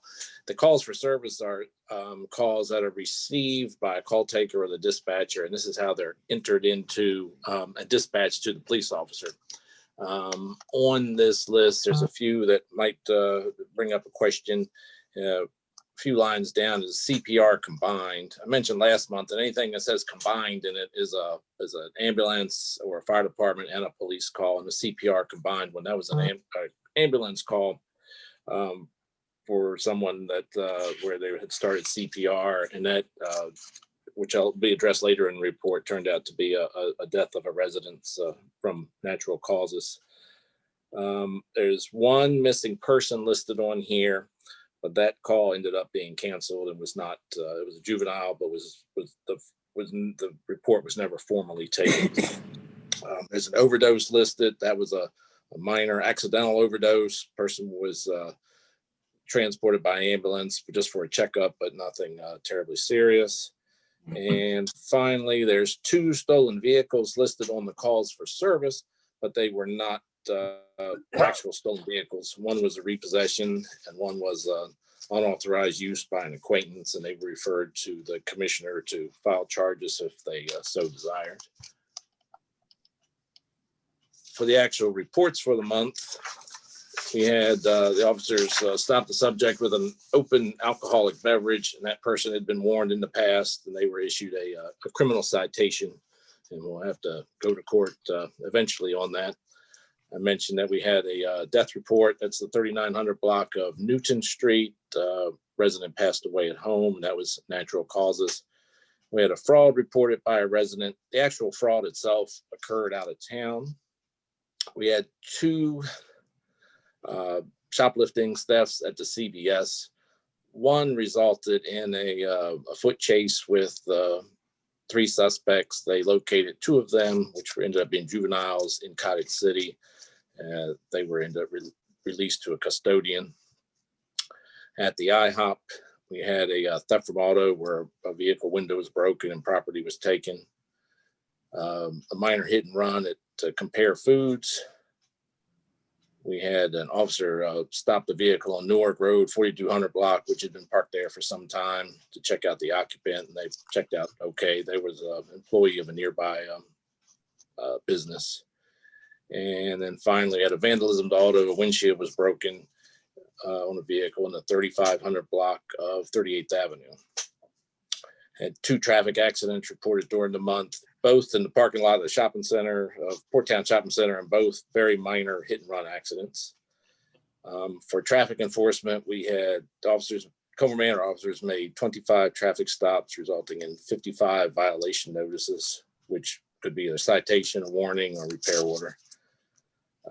I've mentioned a number of times with COVID-19, our community activities have been somewhat limited, but we have been doing a lot of effort with the food distribution.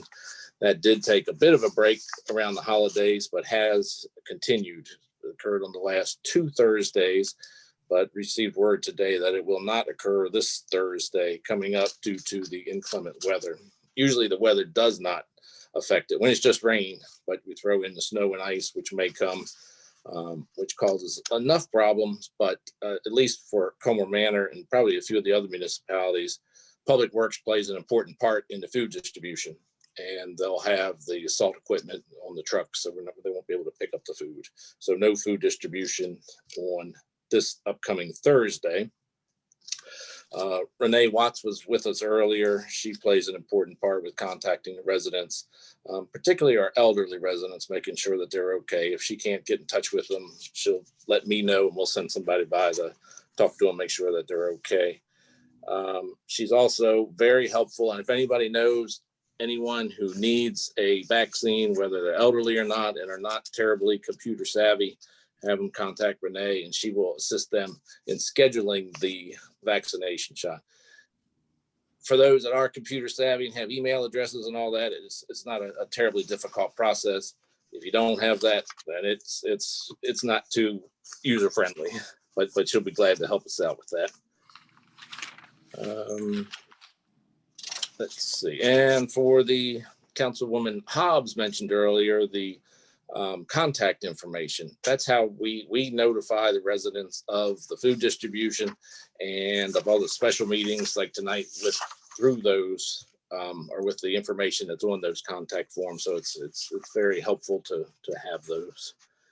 Moving on to the code report. We did have a snow event this month, and a reminder that it's the residents' responsibility to remove snow and ice from their sidewalks within 12 hours after a storm stops. And we had really, really good compliance in this last snowstorm. I think it's a combination of most people removing it, but then also the sunshine helped out a bit too. So almost all the sidewalks were cleared pretty quickly. A lot of discussion tonight about the leash laws and the scoop and poop laws. We'll be doing an educational bit in the not too distant future, and then doing some enforcement as necessary. There are 10 pet waste stations in the town. The town's looking at getting more, but the lack of pet waste stations is not the issue. As Councilmember Bowles mentioned, some of the poop ends up right next to the waste station. So I think the lack of them is not the issue. Getting the people to do it is another thing. On the final page is a listing of the activity by the code enforcement officer. A good portion of that has been the plastic bags and the recycling containers. And as Councilmember Harding mentioned, seems to have worked between his violation notices and perhaps the contractor not picking up a time or two. That's we seem to almost have 100% compliance when I was out driving around on last Friday. So that's going really well. You may not have noticed, may or may not have noticed that a number of the problem trailers in the town, that's the larger ones that exceed 16 feet. We've had one that parked for months and months and months with a whole bunch of trash on it. That's been removed. We've had a travel trailer that was in town, that's gone. So those items are getting better. We have 2 tractor trailers that are parking at the end of Bladensburg Road that have, I've spoken with the owners. They're going to be gone by the end of the week. They have no affiliation with the town. It's just a convenient place to park. So that will be moved soon. And last thing I have is, you may have noticed construction next to the Burger King on the 40th Place side. That's a drive-up ATM that's coming in soon. They have their permits and everything from the county. I don't know when that will be open, but it's moving along pretty quickly. That's all I have. Chief, may I ask a question? Certainly. I believe I reported it to Officer Cowling. I believe it was Officer Cowling who responded. I believe there was a second broken window on a vehicle during this period too, here on Newark Road. Yes. A van, and I said to Mr. Cowling, or Officer Cowling, I wasn't sure if it was weather or not, but it didn't look like weather. Did we determine whether that had been a vandalized automobile? As I recall, definitely vandalized, and actually it happened about the same time that the one on 38th Avenue did. The owner of that one chose not to make a police report. but it's reflected on that calls for service. You'll see 2 vandalisms, but only 1 resulted in a police report where they wanted a police report. Got you. And just sort of, I had a couple of citizens complain, and I heard it myself. Now I can't remember if it was last night or the night before. Last night, it was the night before. It was after the Super Bowl, around 3 a.m. We just had a car that decided Colmar Manor was the Indianapolis Speedway, and so there was this loud car going around. Today there was a large number, well, a few unlicensed off-road bikes tearing up and down the road again in the town. Just a reminder to the citizens, those are not legal, and please make sure that you observe the stop signs. Yes. And Chief, I look forward to Thursday when you and former council member Blue and I get together for our first meeting of the Neighborhood Watch at 2 o'clock. Thank you, sir. You're welcome.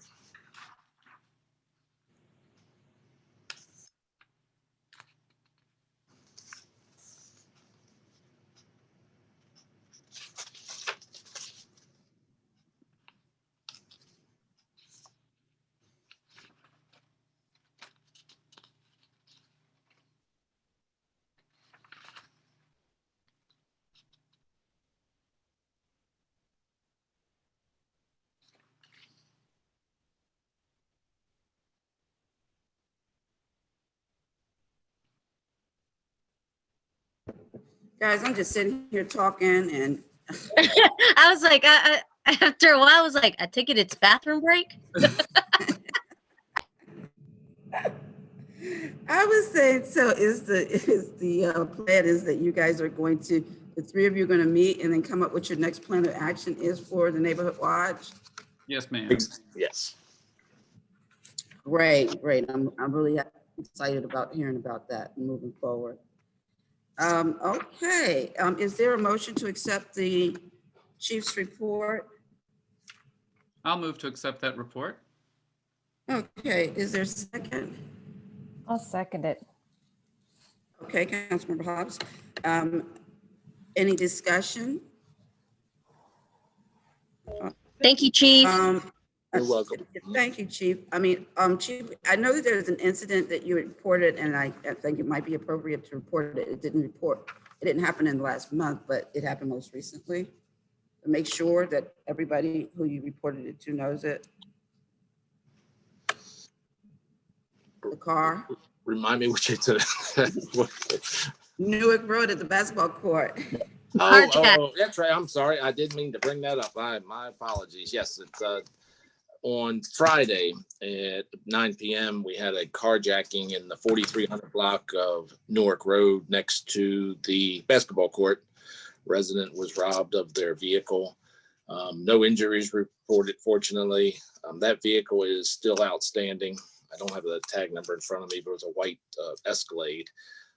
In cases like that, they tend to be a little bit dormant until the vehicle is recovered, and then ideally there's an arrest or there's evidence obtained that way. But as of now, the vehicle has not been recovered. Okay, does anybody have any questions about that while we're in the meeting? Okay, I'll call for a vote. Ward 1. Aye. Ward 2. Aye. Ward 3.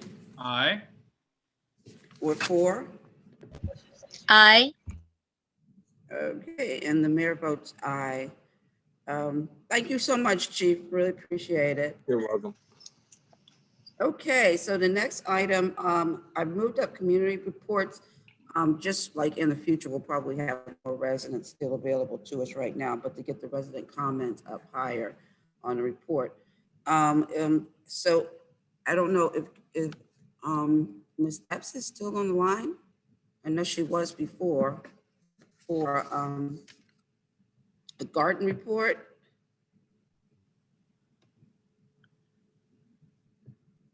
Is she still here? I don't see her. Not seeing her on the list, Mayor. I said I'm not seeing her on the list either. So I think that there is a a garden meetup. Is it this coming Saturday?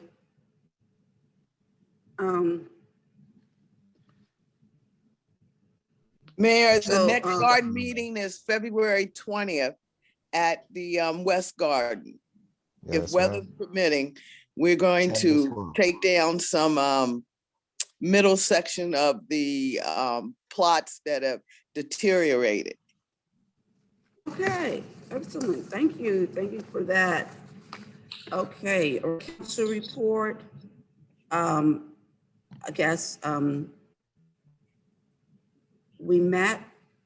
It was only myself, Councilmember Hobbs, Councilmember Mendoza, and Renee Watts.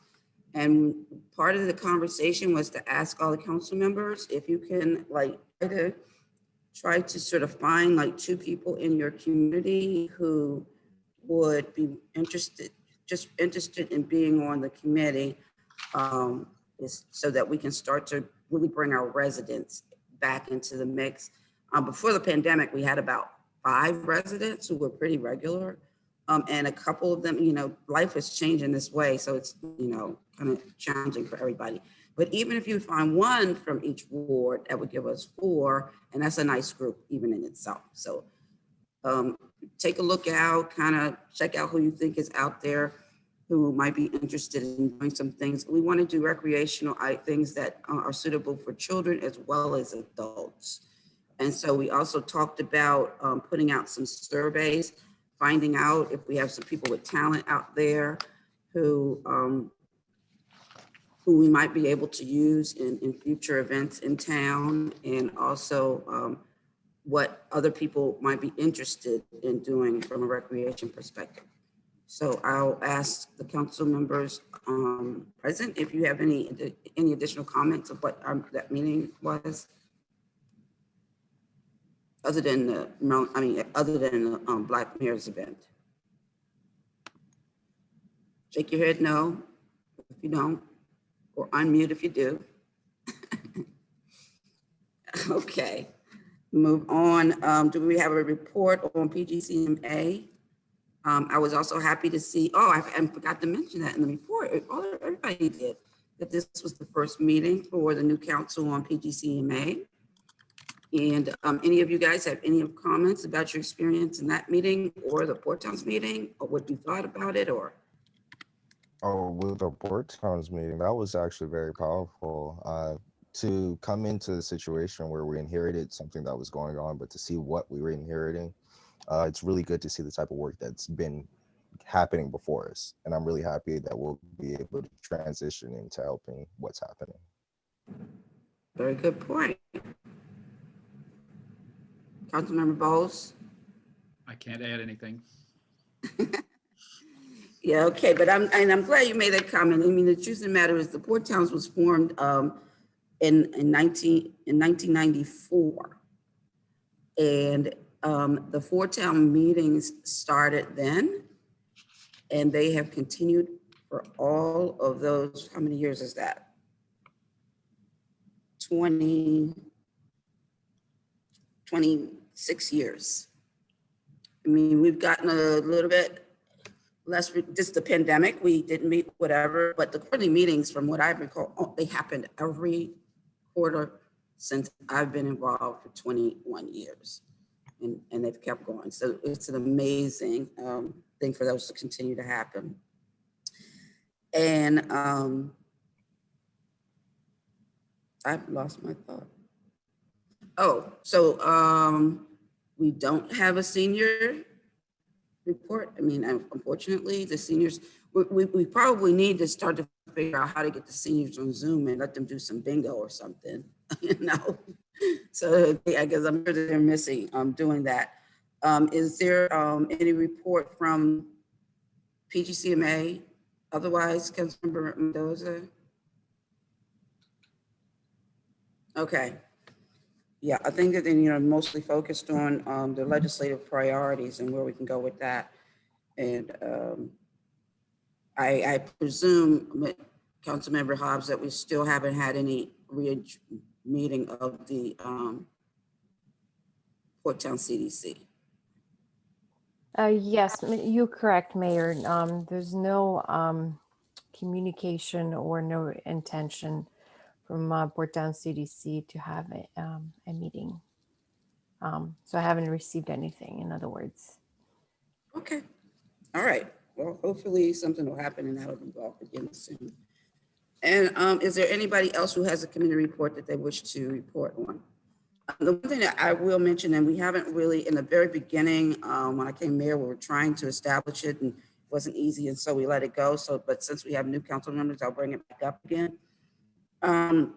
We have a provision for an ethics committee, which would be residents who are not on the board, who would meet, periodically, like quarterly or whatever, sort of review our minutes and come back and ask questions about anything that they feel is unclear, or they might feel like it not quite right, or they feel clarity would help it be a better thing or not. So I would, ideally 3 people would be a good number to have on an ethics committee. And so if you know anybody who just might be like into like reading documents and sort of kind of examining them, it would be a good thing for us to actually have this ethics committee. I have one item to add. The MML newsletter came out today. Hopefully the new council members received that, but I was just reading it over, during the evening, and it appears that they're doing a hybrid MML conference this year. It is going to be live in Ocean City, June 27th through the 29th. And if you sign up for that, you also get the virtual component, which is a month later, July 19th and 20th. The reason I'm bringing it up now is because registration opens on February the 16th, it says. And they're only limiting the in-person registration to 2 council members or 2 representatives from each town until for the first 3 weeks. So from February 16th for 3 weeks, we could register 2 people. After that, if they have enough space, they'll open it up for others, but it looks like the in-person is going to be limited to 2 in order to comply with social distancing at the convention center.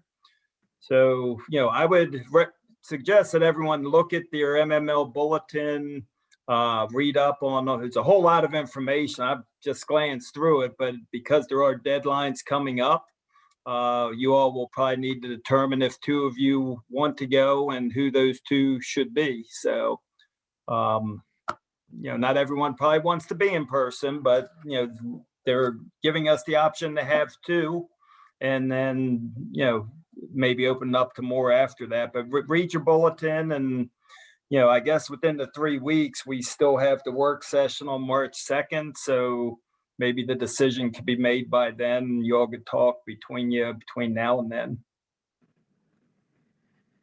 So, okay, thank you very much for mentioning that. And so you said that you would, that you can do 2 representatives up to February 15th, and then they open it up to everybody? Is that what you're saying? No, starting on February 16th, reservation opens for 3 weeks. And during that 3-week period, you have the opportunity for 2 people to register from each town, because they're limiting the attendance to 400 people. I guess 156 municipalities times 2 is, a little over 300 people. And then if there's still seats available, then they'll open it up in some format for others, but only looks like 2, maybe 3 people are probably going to be able to go, however you look at it, based on what I've read.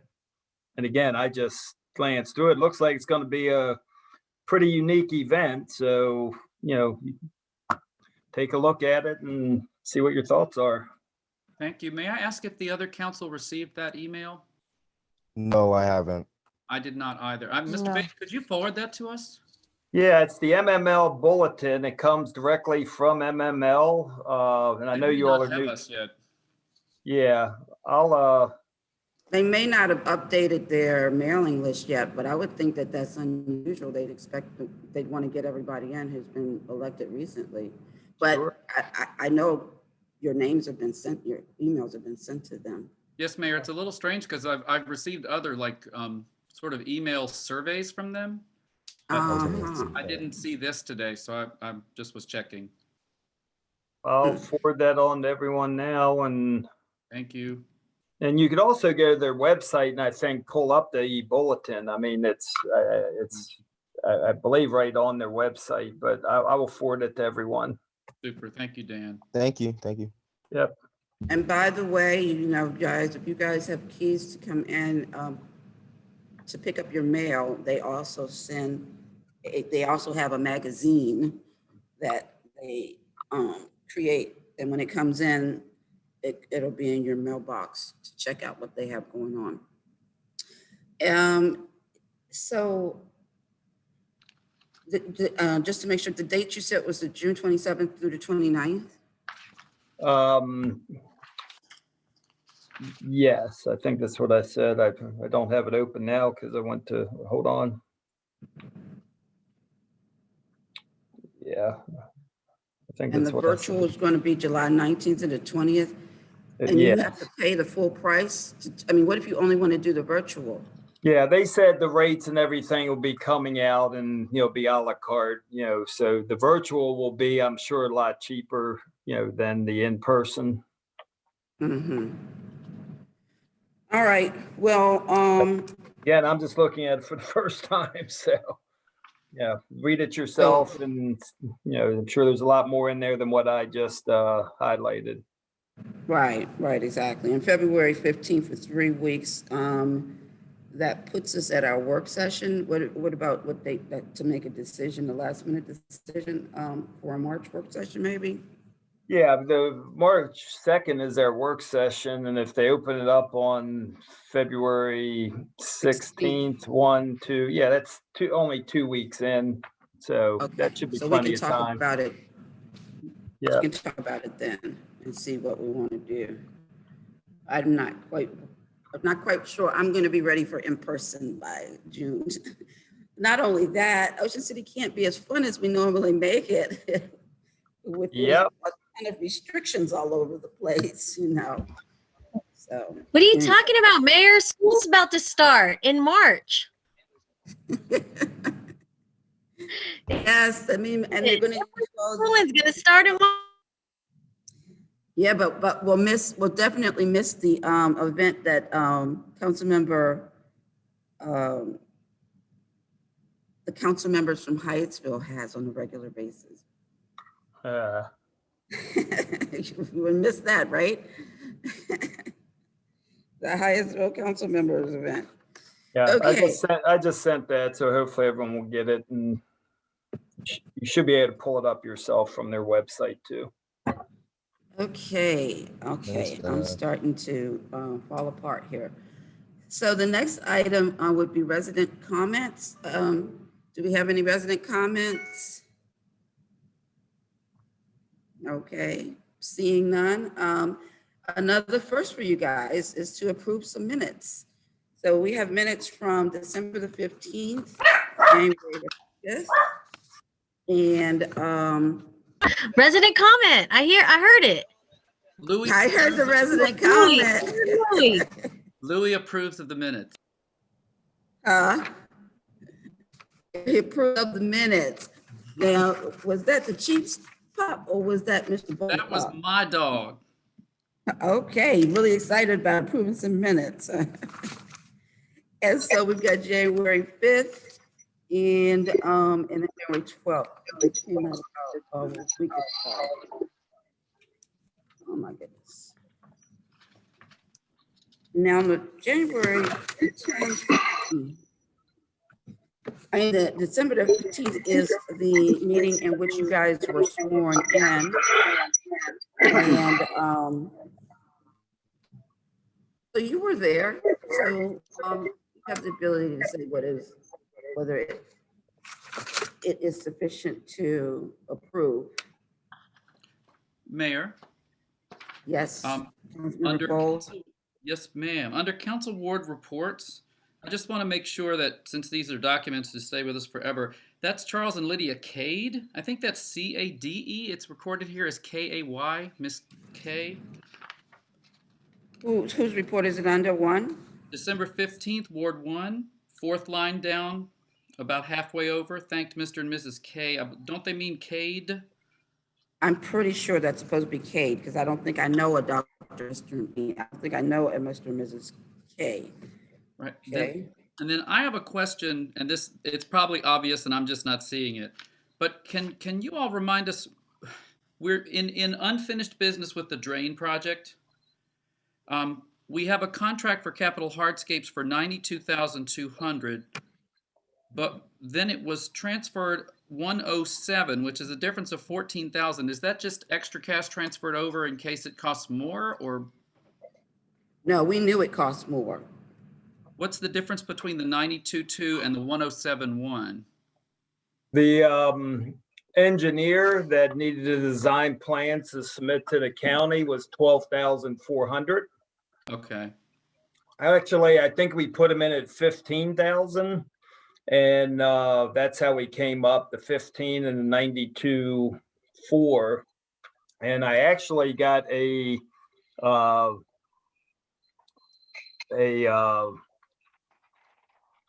revised quote from Capital Hardscapes today for 94,500, because after the plans went through the county and questions came up, we need to put a concrete band around the pavers to basically hold the pavers in place versus having the asphalt hold them in place. So the additional cost of that was $2,100.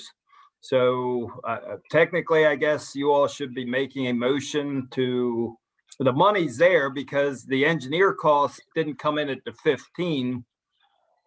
It came in at the 12.4, but now the contractor's price is $2,100 higher. So, we should, recognize that and, increase the contractor's price to the 94.5. From 84. No, theirs was 92. From the 92 to 94? Yeah, it was, The minutes say 92,200. right, from 92,200 to 94,500. Oh, so it's good. I just thought you said the difference was much larger than, how much did you say the difference was, $2,100? Yeah, from 92 to 94. I don't know why I thought you said $21,000. $2,300. $2,300. Correct. Is the difference. Yep. Okay, well, yeah, that really should have been a line item.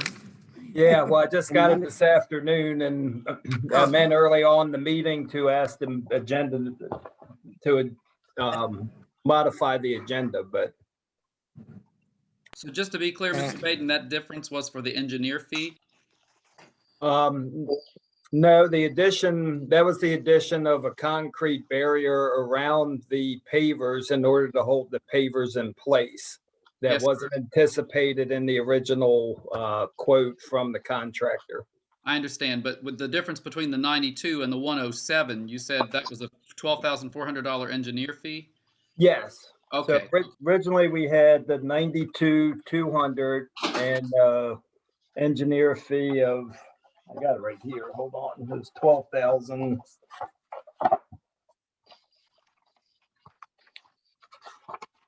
$12,400, which is $104,600.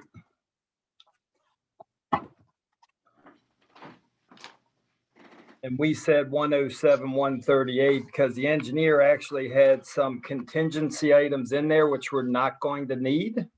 I see. So 104.6, we approved 107, 138. So there's $2,538 left in there.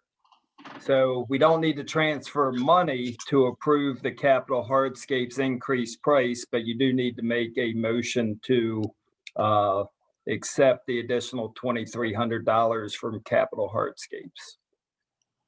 And that is for the concrete border? Correct. Okay. Okay, I'll come back to that no business in a second, but let's get back to the minutes. And then the last thing, Mayor, on December 15th is the designation of check signers in council. It just says Harding and Mendoza volunteered to be check signers and auditors, but they can't be both. Right, so I have a note on that as well, which I will, it's significant enough of a,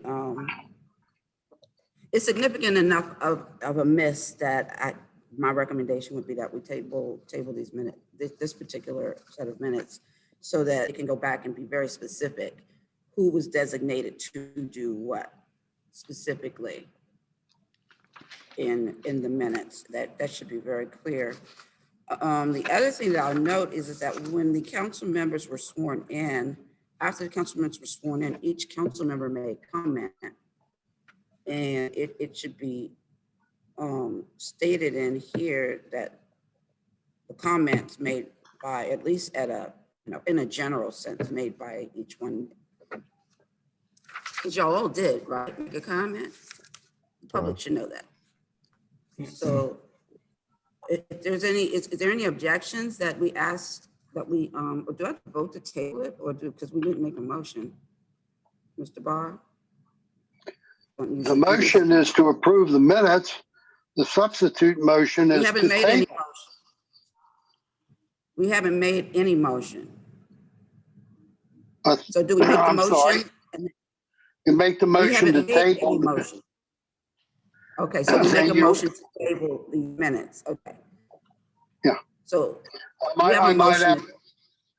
Mayor, I might also add that on the agenda for February 9th and item 11, which we are on, the minutes are for January 5th, 2021 and January 12th, 2021. Thank you for that. Mr. Bain, can you make sure that that change is made to the agenda before its final packaging? Thank you, Mr. Barr, on that. So is there a motion for us to table these minutes for corrections, significant corrections? I'll motion it. All minutes? These are the minutes from December the 15th, 2020. Okay. I'll motion it. Councilmember Hobbs, second. I'll make that Councilmember. motion stated. This is Councilmember Mendoza. Okay, discussion.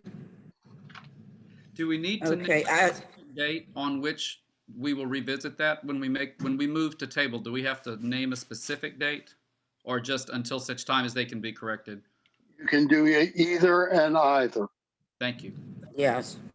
And generally, and it could be put in the motion. Generally, the expectation is to the next meeting. But in some cases, it's taking longer, and it might be useful to actually to state that, because once it's stated, then it's sort of the pressure is on to say this should be done on this date. So the maker of the motion can date it and say by the next regular town meeting, or leave it at be, which is fine.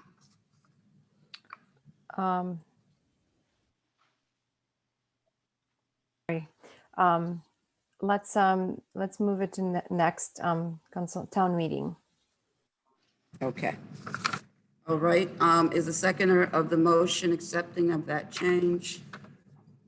Yes, I'll accept the changes made to. Okay.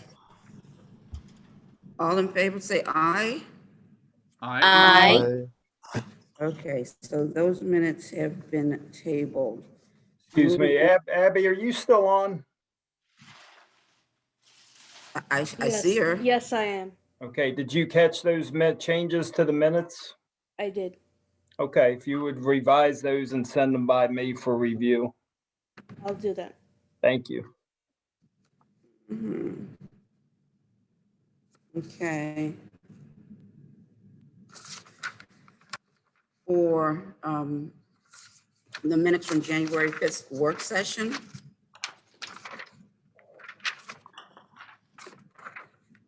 Is there a motion to approve the minutes for the work session?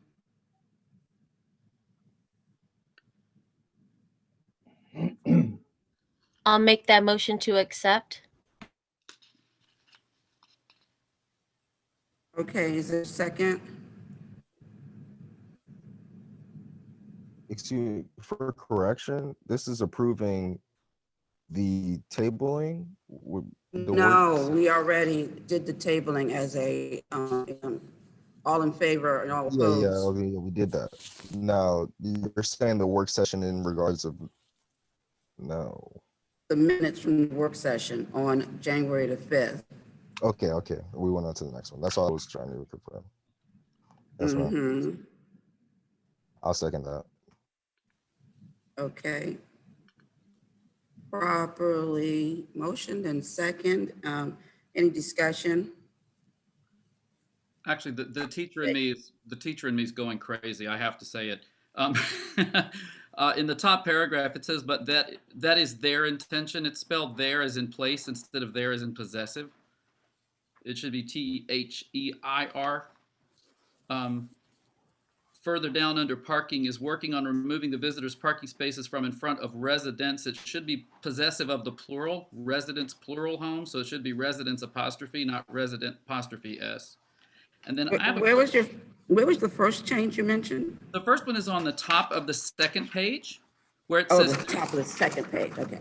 new convenience store. Third line down, it says they are not currently a 24-hour store, but that is their intention. That should be there as in possessive, THEIR. Sure. Go ahead. I know, I'm a professor, sorry. And then further down under parking, the last line is working on removing the visitors' parking spaces from in front of residents' homes. That should be the possessive of all the residents, I'm assuming. So residents S apostrophe, not apostrophe S. And then I have a question about what does it mean the ordinances have been repaired? And is that under parking? Yes, ma'am. It says Chief Stone gave an update on the parking permit enforcing by police department in town. The ordinances have been repaired. I don't recall what that means. So I don't know if that was the terminology used, but at the end of the day, when we made 3 sets of changes to the ordinances on parking over the last year. And after the first change, the second change was attached to a prior parking ordinance document. And then the third change was subsequently attached to another different one that maybe we didn't vote on. And so it was quite an experience. I'll put it to you that way, because we had to parse all of them to find and go back to our tapes and look at what we voted on for real to find, okay, would this one go with this, or this went with this, or this went with that. So hopefully we never go through that experience again. But that's what the chief meant when he said it. We basically untied the whole thing, and then we had to place back the pieces that belong. So, did I say that right, Chief? Yes, and that was the repair. Okay. So they were reviewed. I mean, it maybe is a better word for people to have clarity, realigned the ordinance. I don't know what it gets. Mayor. Huh? Mayor, reconciled. We reconciled, okay. So we could change the word to reconcile to make sure it's clear what was intended in the conversation. And then once those are all reconciled, is that something that we as the council need to vote to approve that reconciliation? We did. And that was, yeah, so that was like the one, let me look back at the, because that was prior council. It was the prior council, but didn't we do that on the December 15th? I thought it was like the last thing we did before we, because I kind of remember saying to the council members, we have to stay and do this because we're going to have a new council and they won't understand. But maybe we did it in the meeting just before. Maybe we did it in the meeting just before. It was quite an experience. It was in November 10th, I think it was. Okay, all right, so that's what happened, and it was being reported out here. I see. That the chief was explaining that had gotten reconciled. Thank you.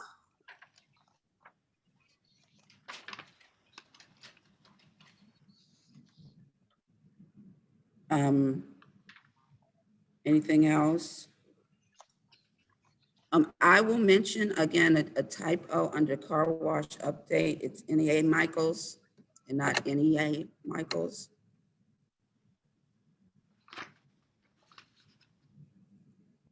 NEI Michaels. It's NAI Michaels. So I think these are minor changes that we could move forward with a vote with changes. Okay, Mayor, I would move that we accept the minutes for January 5th work session, understanding that there will be several minor grammatical and syntactical corrections. Motion's Okay. already been made by Mendoza and Harding, sorry. so they would need to agree to the minor changes and approve them as submitted. Trying to move it along. All right, so Mendoza, Councilmember Mendoza, you accept the change with modifications? Yes, I'll make that, I'll second the changes that need to be made, the minor changes that need to be made on the minutes. So, you weren't who was the first? Oh, Harding? yes. If Mendoza made the motion, Harding seconded, so all they have to do is agree to accept the changes. I agree to accept the changes. I agree. I agree with the changes. Accept the changes. Perfect. Okay, all in favor say aye. Aye. Aye. Any opposed? Okay, so those minutes are approved. I am dwindling here, guys. December 15th, I'm not, where are we? January the 12th.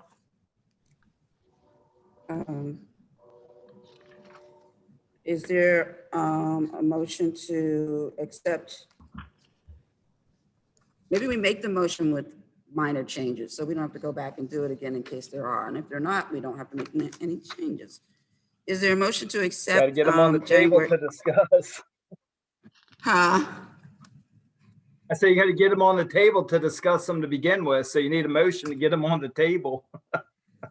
So is there a motion to approve the January 12th meeting with any discussion questions, minor changes?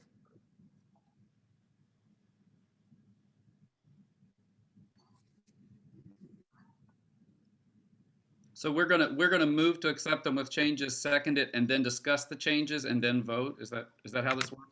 Yeah, I mean, because you could say pending changes or something like pending any minor changes. And so the discussion then brings forth minor changes. We can just move forward with that vote. There are three that I see that are significant. Well, let's get into the motion then so that we can actually decide and hear from you on those. I'll motion it. Okay, Councilmember Hogg, is there a second? I'll second that motion. Councilmember Harding. All right, move forward with any concerns, any discussion?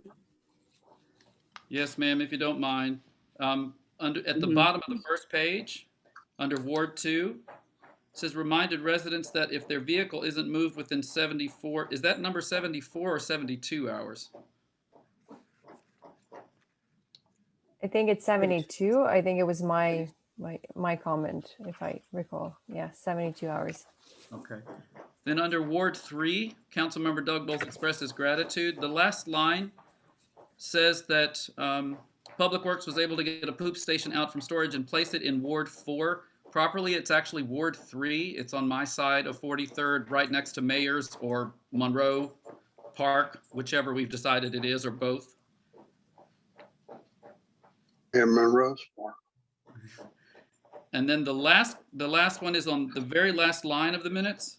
It says the motion to adjourn by Councilmember Melinda Mendoza, seconded by Lois Ann Blue, but she was no longer a councilwoman at that time. So I don't recall who seconded it. See, Louis doesn't like that either. Okay, so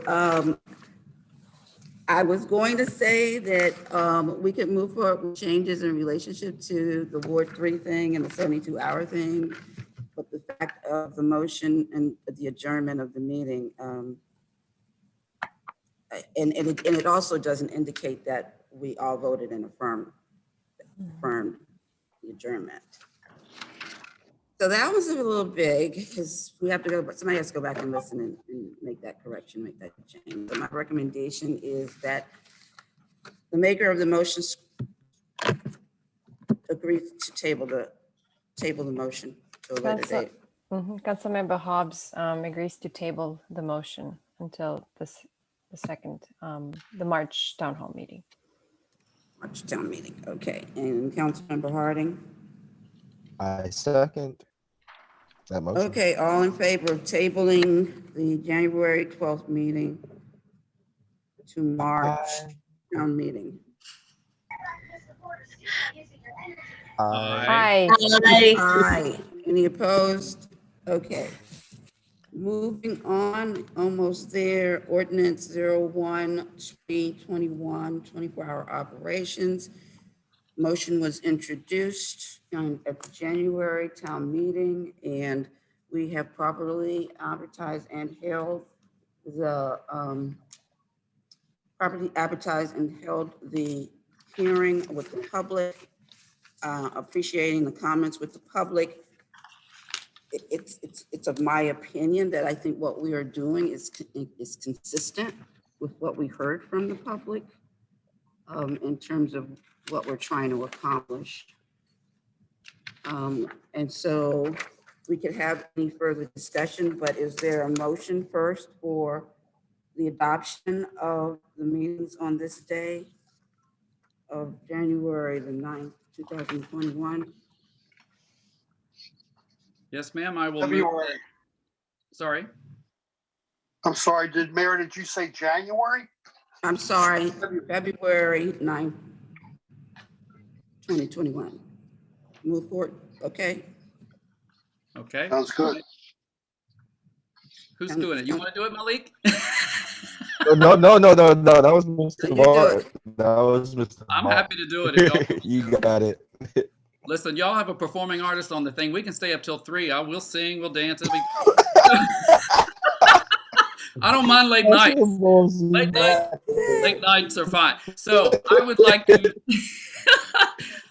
like to move that we accept and enact emergency ordinance number 2021-01 with the minor change on page 2 from office to officer. Enacted this day, February, what is it, 9th? Yes. 9th, 2021. Almost time. Okay, is there a second? Councilman Harder will second that motion. Awesome. I'll call for a vote. Ward 1. Madam Mayor, What discussion? Okay, any discussion? Madam Mayor, Yes. I have a couple items. In addition to correcting the word office to officer in the paragraph next to the penultimate line in the paragraph beginning on that page, I would like to add after the words drive-through, it should be unless the establishment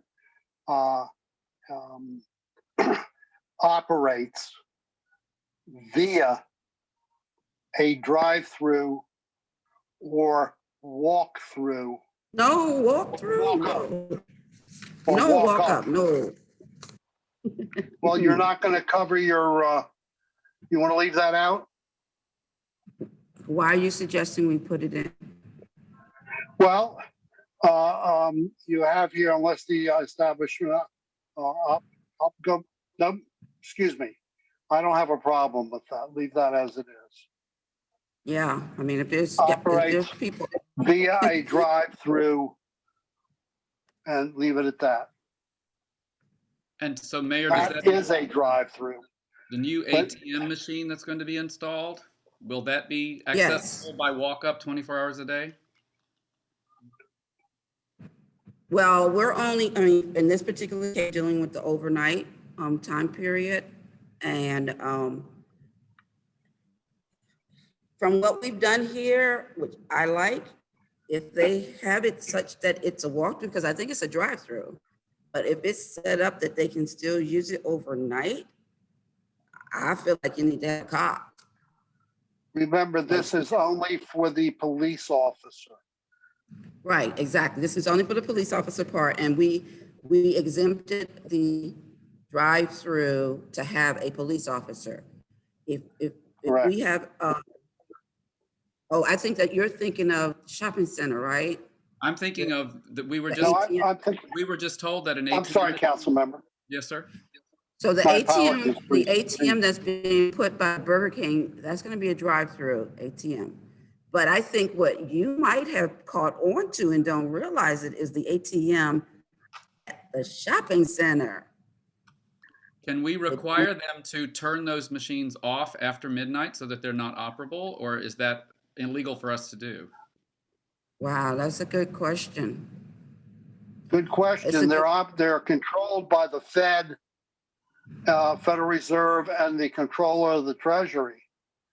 And they're subject to their regulations. I don't know if they're subject to Maryland banking regulations. I don't believe so, because Bank of America is a national association, national bank, and therefore would not be subject to control of the Maryland banking laws. Although I do think that it's a terribly dangerous thing for you to pull up to an ATM at 3 o'clock in the morning and take out money. It's dangerous decision Well, you might to have a make. partner. But we haven't, but we haven't had any problems with it as far as I know. But wow, you really hit on something that we should address at least in some Mayor. kind of. Mayor, Yes, I don't have the proposed ordinance right in front of me, but I thought there was wording in there that it applied to a store or something that sell a variety of items, but not to stores that sold mostly food items. Does it? Is that in there okay, let somewhere? me just see. It's not that much to read. That's so- correct. In paragraph, Retail service establishment is any retail establishment operated within the corporate limits of the town which offers merchandise for sale to the public, including consumable foods and beverages, provided however definition shall not include an establishment wherein 75% of its daily sales are for consumable food prepared on site. So, which is our IHOP. So you're absolutely right. We did a really good job because this is covered because the ATM machine does not provide consumables. Excellent. Excellent. So we're in still good space. Mr. Perfect. Barr, what was that language again? You said it was establishment is a drive-through unless the establishment operates. How did that finish? no. Unless the establishment operates via a drive-through. Ah, okay. So that's referring to whether they have to have a police, because we had in there is that even if we agree that you can be open 24 hours, you're going to have a police officer unless with the exemption if you're a drive-through. Okay. So a drive-through would not have to have that police officer because they're staying in their car and they're not bothered. But I'm terrified about the idea of these people who are trying to open up this 24-hour store right now, and they've decided that walk-up is their solution to being overnight. That's to protect themselves, but it makes it really bad for us who are living in the community because there's people getting out of their cars that don't live here in the middle of the night. So Do you want to add a walk-up window? I think the walk-up window is inclusive. We've already said unless and it's a drive-through. It's not a drive-through, it's a walk-up. So I think we're covered. Mayor, I'd be very concerned if we don't say it.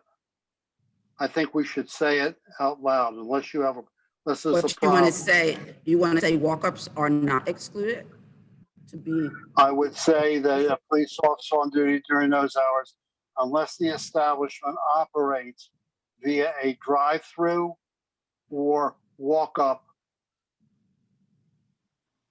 no, I'm not window. giving, we don't want to give exception to the Yeah, that would walk-up. give them an exception.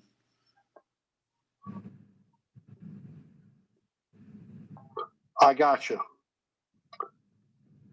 We leave it as it is. Leave it as it is. Yeah, I think Establishment operates via a drive-through. that's it.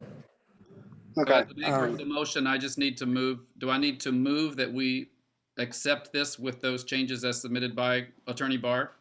You do. Motion made. Okay, and the second accepts those changes. The business operates via drive-through, or the establishment operates via a drive-through. That was Councilmember Harding that seconded that? Right. Yes. I will make the motion second that again. Yep. Okay. Motion is seconded. Motion is made and seconded, including changes stated.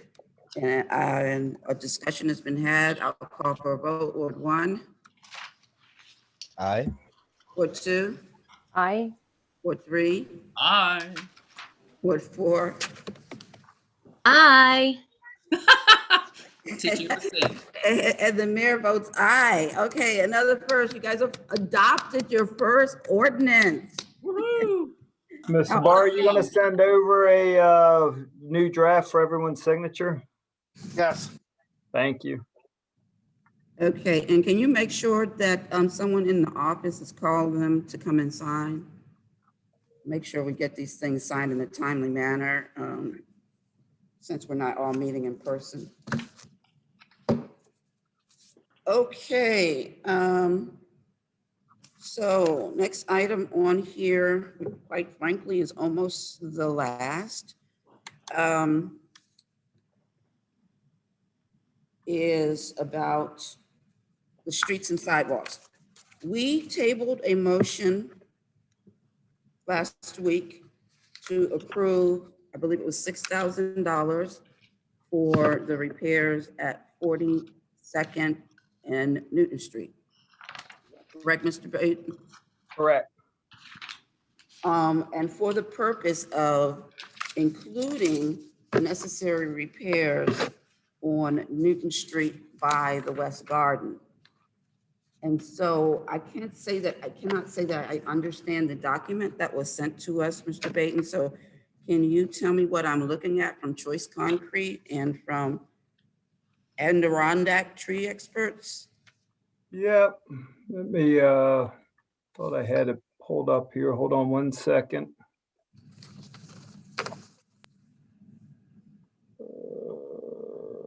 That's it there. So let me pull my screen back up. Share screen. There we go. So I'm going to start off with this picture here.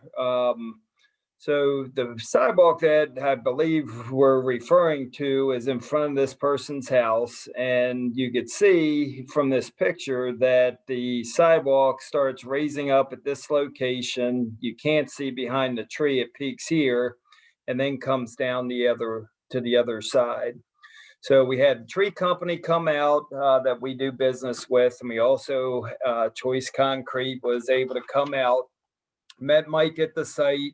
They discussed the best way to correct the problem. So what needs to be done is, number one, the tree needs to come out, because if you take out all the roots that are underneath the sidewalk, the tree will die, and could possibly start damaging the sidewalk before it dies for the new sidewalk that's put in. So Choice Concrete could provide us a quote for getting the tree removed, but we've got a contractor ourselves. So instead of having them Choice do it and putting the markups on it, we had our contractor come out. He gave a price of $1,485. Take the tree down as low as he can to the ground. Choice Concrete would then come in.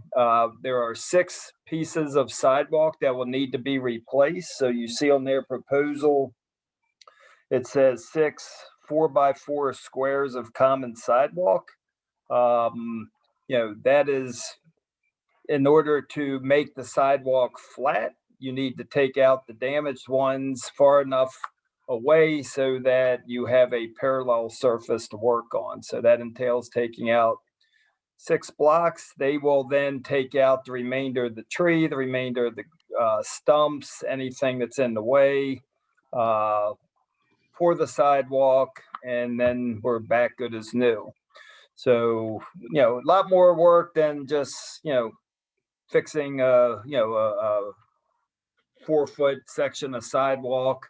But that is what would need to be done in order to, have it done properly. So those are the 2 proposals you have: $3,800 for Choice Concrete to do what I just explained, and another $1,485 to have the tree removed in order for the work to be done. So the total cost with that and the other work at Newark and 42nd comes to $11,285.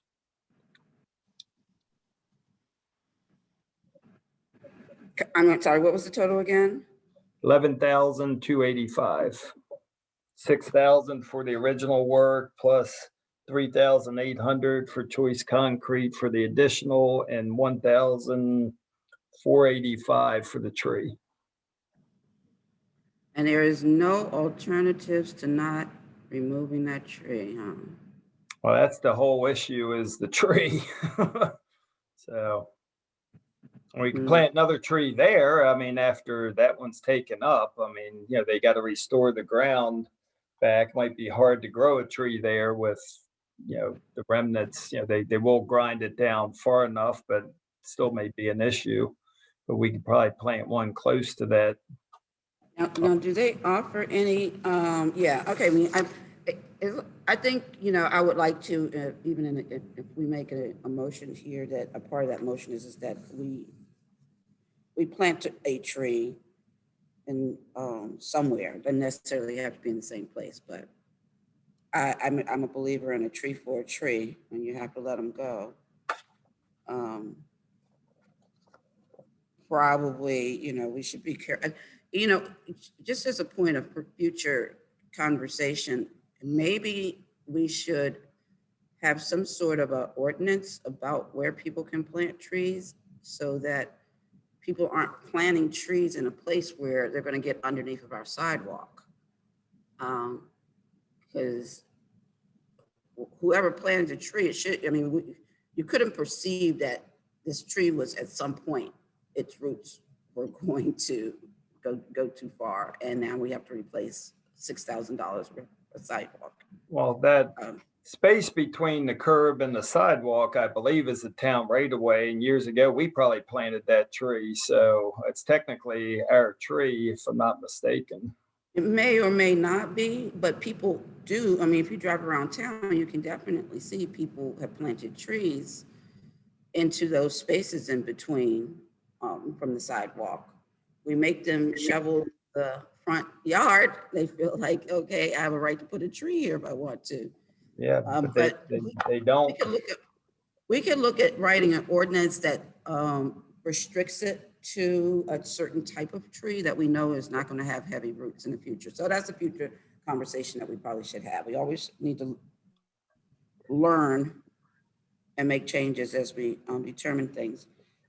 So my question is about the guarantee and the fact that the tree, what kind of guarantee will they make us? Because if they don't grind the tree up well enough, remnants of trees tend to like to grow back again. If they don't really root it out, those roots will say, I want to come back alive if you don't get it out. So they give us any guarantees for a period of time so that, you know, if it starts growing back in the next 5 years, that they'll come back and fix it? Nothing that they provided me to this point now.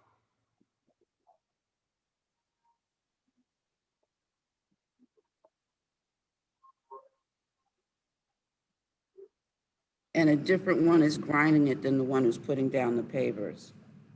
No, Who's grinding?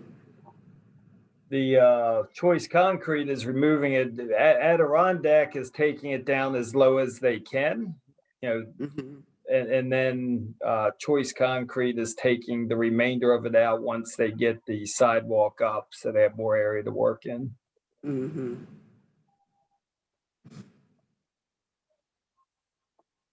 Okay, I would just say, and I don't know if Choice has the agreement, and the reason why I'm making a big deal about that, I don't know if you remember, because we probably have a slight problem happening again right now, although I think it might be okay. But we had the sidewalk across the street, and the guy's house across the street from mine was doing the same thing. However, the tree wasn't on the sidewalk. It wasn't even in our right of way. The tree was in the middle of the neighbor's yard. And it was the root of the tree that had extended out, like from the middle of the yard all the way out into the sidewalk. So what they did was they took the sidewalk up and then they grinded down the roots from there, and as to not take the whole tree out, and then put down the sidewalk. Well, it was a couple of years, but the root of the tree decided it still wanted to come forward and come out. I think at this point, if I remember right, we wind up asking the resident, could we just take the tree down? And we took the tree down, but we had to fix the sidewalk all over again. And that's the reason why I'm saying, you know, do they give us some guarantee that they're going to grind those roots up enough that when they say excavate existing up to the depth of. But it's up to you guys. I mean, it's something, it's a hazard right now. If we want to move forward, and if somebody wants to make a motion with or without some guarantee, please feel free to make a motion. Do we have to go back to the person who tabled it? No. No? Okay. Tabling just kept it alive. Yep. Did I hear something from Councilmember Harding? Not exactly yet. I was letting you finish your statement. But if there is no finish, yeah, I'll motion, because I feel like it's better for us to handle the problem than it becomes something bigger later. Very true. And the fact that we are informed, if we take no action, then we are complacent, which is problematic. Is there a second? I will second that. It's Councilmember Mendoza. Okay, thank you, Councilmember Mendoza. And then any discussion? Mayor. Yes, Mr. Barr? John Barr. I have a question for Dan. Dan, if we have a dangerous situation in the town and we know about it, I believe we have a duty to inform the public to be aware and beware of the situation. I'm wondering if we posted signs tall enough so people wouldn't run into them in the dark, and large enough that people couldn't miss them, either on the tree or on the other side of the tree, or possibly on both. Would we secure insurance coverage and secure relief from liability? Well, we're making the repairs. Are you talking about while we're waiting to do the repairs next week, post signs? No, I'm talking about posting signs and not doing the repairs, leaving the tree to be a tree, leaving the sidewalk to be a raised situation where you have to be careful where you walk. Well, that's not my decision. But yes, I assume if you post it, that would make people aware of it. Yeah, except I'm, for the fact if you have a kid on a bicycle driving down the street who hasn't quite learned to read the signs in that way, and there's a hazard in front of them, I don't know how you get around that. You know, And we're talking about being across the street from a park, which attracts children. Thank you, Mayor. I'll go back to my corner. Okay, so any other discussion on this? Yeah, I would just like to state the motion a little more broadly and make sure it's okay. A motion to accept the proposals from Choice Concrete in the amount of $6,000 and $3,800 respectively, and the proposal from Adirondack in the amount of $1,485 for street and sidewalk repairs would be the motion. And Aren't you missing the asphalt? Street and sidewalk repairs. Oh. So What was the the motion to accept the proposal from Choice Concrete in the amounts of $6,000 and $3,800 respectively, and the proposal from Adirondack in the amount of $1,485 for street and sidewalk repairs. Okay, does the maker of the motion accept the change? I believe that was Councilmember Harding.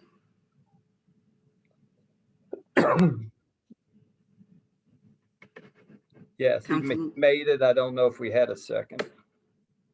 Councilman Mendoza, second. Yes, I'll make the motion to approve that or move forward with that, what's stated. Okay, and the seconder of the motion accepts that change? Councilmember Mendoza? Yes, I will second that. Okay, accepting the change. Any other discussion? I'll call for vote. Ward 1, Ward 2. I'm sorry, did Ward 1 enter me? Sorry. Sorry, I would Malik, like to you gotta go ask a faster, question. Malik. What happened to Okay, Malik? so we have another discussion item. Yes, so I'm looking at the document. It says excludes any curb replacement unless requested after tree removal if others damage it during tree removal. So my understanding, that's another expense that we'll have to incur because if we replace those plates, we'll have to replace, then we have to do a new curb. I think that's why, wait a minute, curb or? I think it's just saying if it happens, no one knows if it will or not, but they're just saying, it's not included. So if it does happen, then, we're not, we don't have that included in our price. I don't know, so it's not saying it will happen. It's just saying if it does, Who are the contracts is that on? Are you talking about? The It's Choice under Concrete driveway replacement. What number? So it's under number 5, but it has like a special asterisk. Okay, excludes any. So, and it's highlighted also. So it's like, this is like it's something that I know they say there may be, it sounds like it may be additional expense. It will be if it happens, yes. Why didn't they just include it in there? I mean, in order for them to get that tree out there, it's almost no question that they're going to damage that curb. And that's what I'm alluding to, Mayor. Thank you. It's there's no question that it's going to happen. Yeah. On another note, the Mayor, they do not provide any guarantees. It says the warranty will become null and void if chemicals and/or rock salts are utilized in winter weather conditions during the warranty period. So of course we do use it to clean up the streets and use salts That's what I understand. So whatever you do, it will be null. The warranty would not be in effect. They're talking about if you apply salt to the sidewalk and it damages the sidewalk, that's not their fault. So, we don't normally salt our sidewalks, but, Okay. if you salt it and damage it, I would include that waiver myself as well. I mean, salt damages sidewalk. I And mean, the challenge is that we don't salt our sidewalks, but again, we make the homeowner responsible for clearing their streets, and homeowners do salt their sidewalks sometimes. I mean, more often than not, they salt their steps and the walkways and not the actual sidewalk. But, it could happen. I'm not,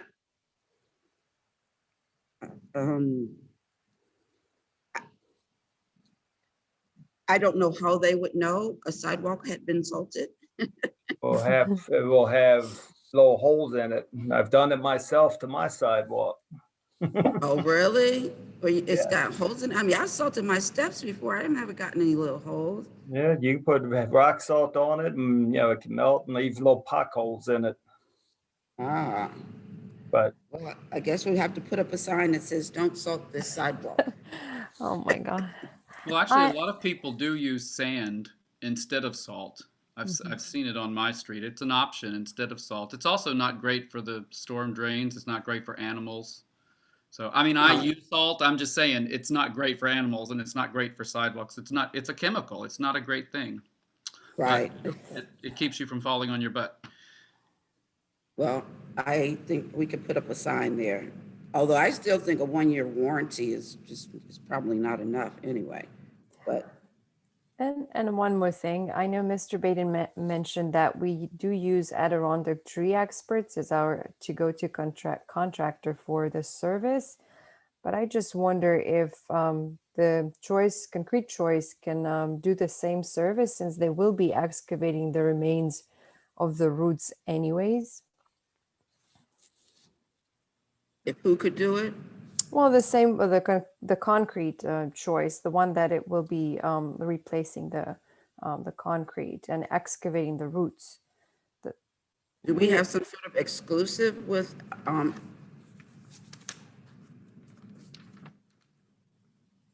Adirondack? Adirondack, that's who we use to do any of our tree removals. We don't have that many, 1 or 2 a year, but they are very responsive. They're a good company. They come out. I mean, you asked for this quote last week and we were able to get them right out to look at it, give us a quote. So, we do what y'all want, but they're, someone we do business with. And if you keep shopping it around, you're going to find it harder and harder to get people to come work for you. Just my observation. Well, it does make sense. But I guess the question I but there are heard on the table. Yeah, there are two companies basically involved in dealing with the tree, and that's my maybe consideration to look at Choice Concrete, since they do have machinery, it sounds like, to excavate, so they might as well cut the tree and excavate all. The scope of work seems to be similar here. Choice said that they do not cut the tree. So, they could hire someone to cut the tree if you want to put the liability on them. But what I was saying is that it will probably be a higher cost because they're going to put their markups on top of the work. They're going to get someone like Adirondack or someone else.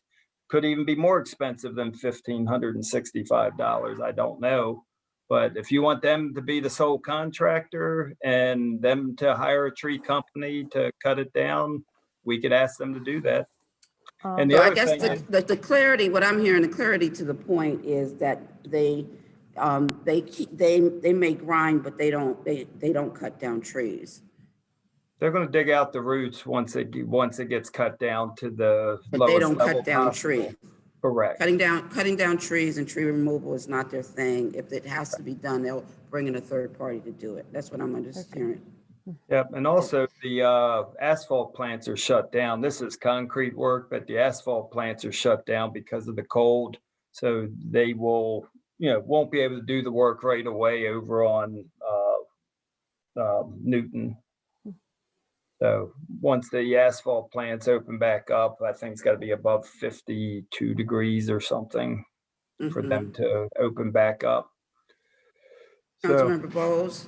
Yeah, I was just going to say, since I've lived in this house, I've had 4 trees either significantly trimmed or taken out. And the maple that stood between me and my neighbor, I had several quotes on that, and the cheapest was $2,750.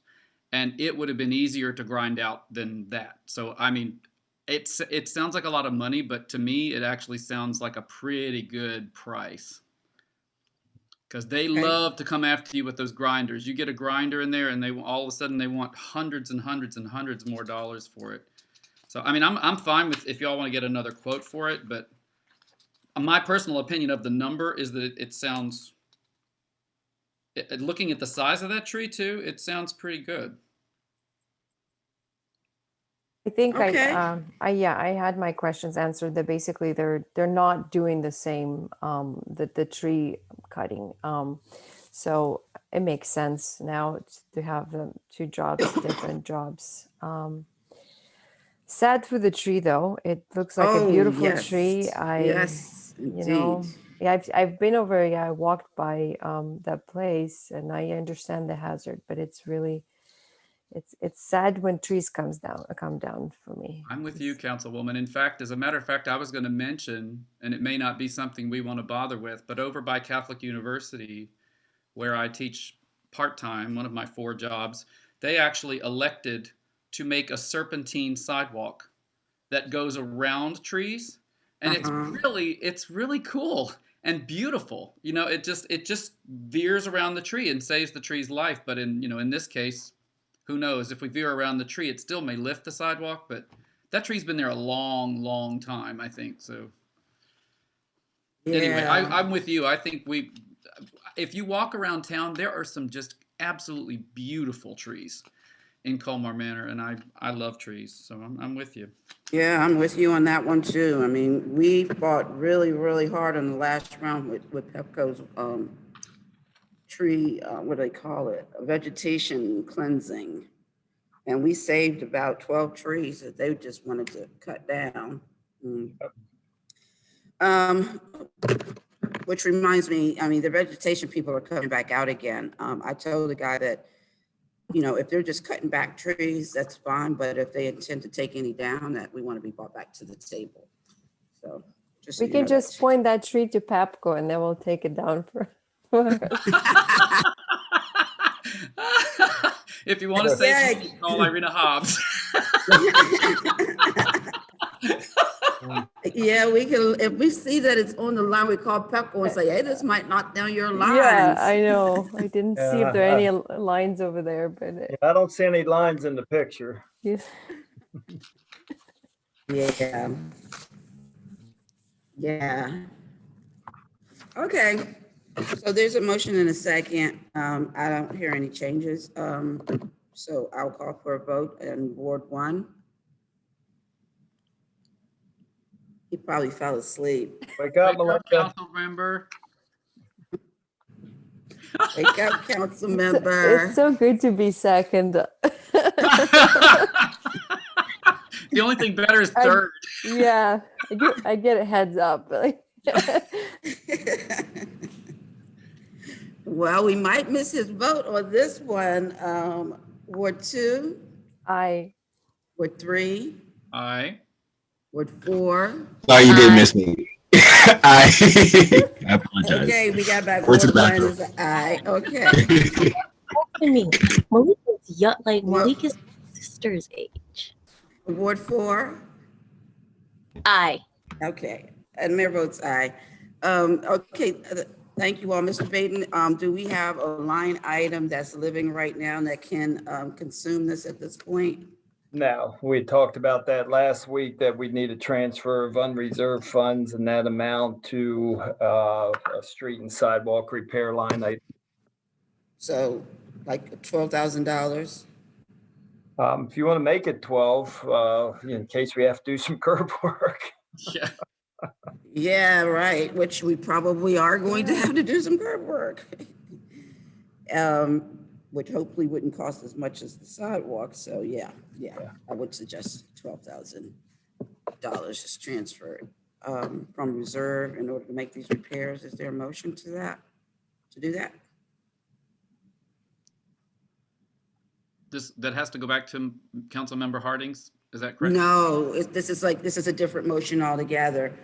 Basically, just to let you know what happens, if we don't transfer the motion, if we don't transfer the money, we voted to spend it, but it will cause us non-compliance in our budget. I see. So the first motion was to spend it. The second motion is how to spend it. Okay. Yeah. Got you. Councilmember Hobbs, would you like to do that? No. No. I move that we transfer the money. Tell me what to say, Dan. Transfer $12,000 from unreserved funds to a street and sidewalk repair line item. Gotcha. So I move that we transfer $12,000 in unreserved funds to a street and repair line item. Street and sidewalk repair. Street and sidewalk repair line item. Thank you, sir. Yep. Okay, is there a second? I'll second it. Councilman Hardin will second that motion. Any discussion on the transfer? That's all we're talking about, is the transfer. Okay, hearing none, I call for a vote. Ward 1? Aye. Ward 2? Aye. Ward 3? Aye. Ward 4? Aye. Okay, mayor votes aye. Okay, now unfortunately, and I really don't like to do this, but I think we're up against a rock and a hard place. We have the $2,300 that we've most recently discovered is needed in order to agree to the contract changes for our permeable pavers, which we are in active motion to move forward, and also on the gun with the county to get it done. So I will, at our next work session, if we're able to make this motion to add this additional $2,300 to the permeable paver line item, bring it forth and announce that this was a change to this agenda to the public. So the reason why I'm saying that is because it's not disclosed that we were going to discuss this. We're disclosed that we were discussing the other things, but it hadn't been disclosed ahead of time that we were going to discuss this. So we need to let people know afterwards that we discussed it without it having been on the original agenda. So it will be an agenda item again, but for the purpose of letting the public know and not for taking action. So I think I want to make sure everybody understood what happened in the discussion with the minutes in relationship to a change to the permeable papers. Dan, do you want to say out loud again that we need the money and why? Yep. So originally, back in December, we approved the contract with Capital Hardscapes for $92,200. Subsequent to issuing them that contract, we found out that we needed to add a concrete border around the permeable pavers in order to hold the pavers in place so that they wouldn't just be supported by the cut asphalt around it. So I think it would look nicer also, besides it being necessary. The original proposal from Capital Hardscapes did not include that in there. When we met at the site yesterday, he said he would, was still looking to see if he could have included it, or if he had enough money in his price to include it. And he came back today and said that he didn't, and it would be an additional $2,300. He was trying to absorb it into the contract, but he said, the additional costs, he didn't feel that they could bear. So, I believe we've got the $2,300 already allocated in the budget because the motion made back in December also included about $15,000 for engineering costs. It looks like we're only going to be at $12,400. So for now, we would just need to approve a $2,300 increase to the Capital Hardscapes contract. Okay, cool. Is there a motion for us to increase as stated to the vendor as stated?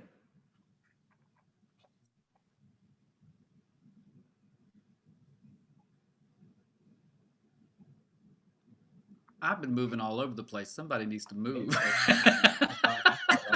Other than me. Oh, so we did the transition of the mic, and now we're talking about the upgrade. I mean the amount. If you guys have questions about it, we can answer the questions in discussion. But just to tell you where we are in terms of moving forward, at the end of the day, we've spent how much money from the CDBG grant, Dan? CDBG grant is 80, hold on. $84,929 for this amount of work. So the town's portion of it is $22,209. So the majority of the entire project is being done through grant funds. And if we don't approve the amount that's needed to increase it, we lose the grant funds, right? Yeah, I mean, project can't go on, so. Well, not only that, I mean, the project can't go on, but we've already spent some of the money for the engineering and the other parts of it, right? Yes. Which what we thought would be from the grant money, but if we don't complete the project, we don't even get that reimbursement. So right now, you're saying we spent $22,000, but at the end of the day, all that we've spent that is unfinished is not reimbursable. Correct. So I need someone to make a motion for us to $2,300, or we're about to lose Coercion. about $80,000. So we're not really spending Great more looking money. off. We're just calling it something different, Mr. Baden. Is that correct?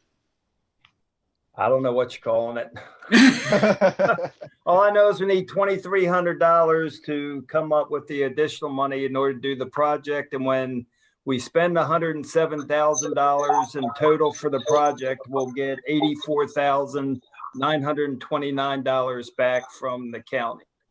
Right, but that original $14,900 difference, you said the engineering fee was $12,400, so we've got room in that difference there anyway. We're not really suddenly throwing more money just out of the window. It's already there. Correct, Okay. correct. The money has been allocated towards it, but we haven't approved paying a different party for it Got it. than the one we approved to pay for before. So now we got to approve to pay that party, but there's still enough money there to do it. I'll motion it. Wow, thank you. And is there a second? Oh, I'll second that. Melinda. Okay, Councilmember Mendoza, any discussion? Okay, the only thing I'll add in discussion, to just be specific, the whole point in us really needing to make this change is that if we didn't spend, or if we didn't agree to spend this additional $2,300, we could have potentially lost $80,000. So it is a big deal, just so that we understand how things like this work. Anybody else? I'll call for a vote. Ward 1? Ward 2? Yeah, I missed Ward 1. Okay, Ward 2? That was Ward my, 3? I think Malik did not speak. No, I did. I said aye. Can you hear I'm me? sorry. He Okay. did say aye. Okay, all Oh. right. Ward 3? Aye. Ward 4? Aye. Okay, all right, the mayor votes aye. I want to thank you all so much. On the last item on the agenda is new business. We have none that's new at this point in time. And this has been quite an interesting set of sessions, but I think we accomplished a lot, And I just really want to say that I think that the conversation with Compare Foods was absolutely essential. And that I'm really happy that Tony Perez wound up showing up, because I really think he's the one who's going to carry the water on what needs to happen going forward. Anybody else have anything for the good of the order? All right, not hearing anything. Is there a motion to adjourn this meeting? It is currently 11:25 p.m. At least we're ending it before it's the next day. Oh, he's awake. Uh-huh. So my laptop died. Ah, okay. So you had to get on your telephone. Mhm. I'm on my phone now. See, Dan, they don't even want to make a motion to adjourn. I know. Let's go. I'll make the motion. It's my apologies, guys. I will move that we adjourn this very productive meeting. Okay, is there a second?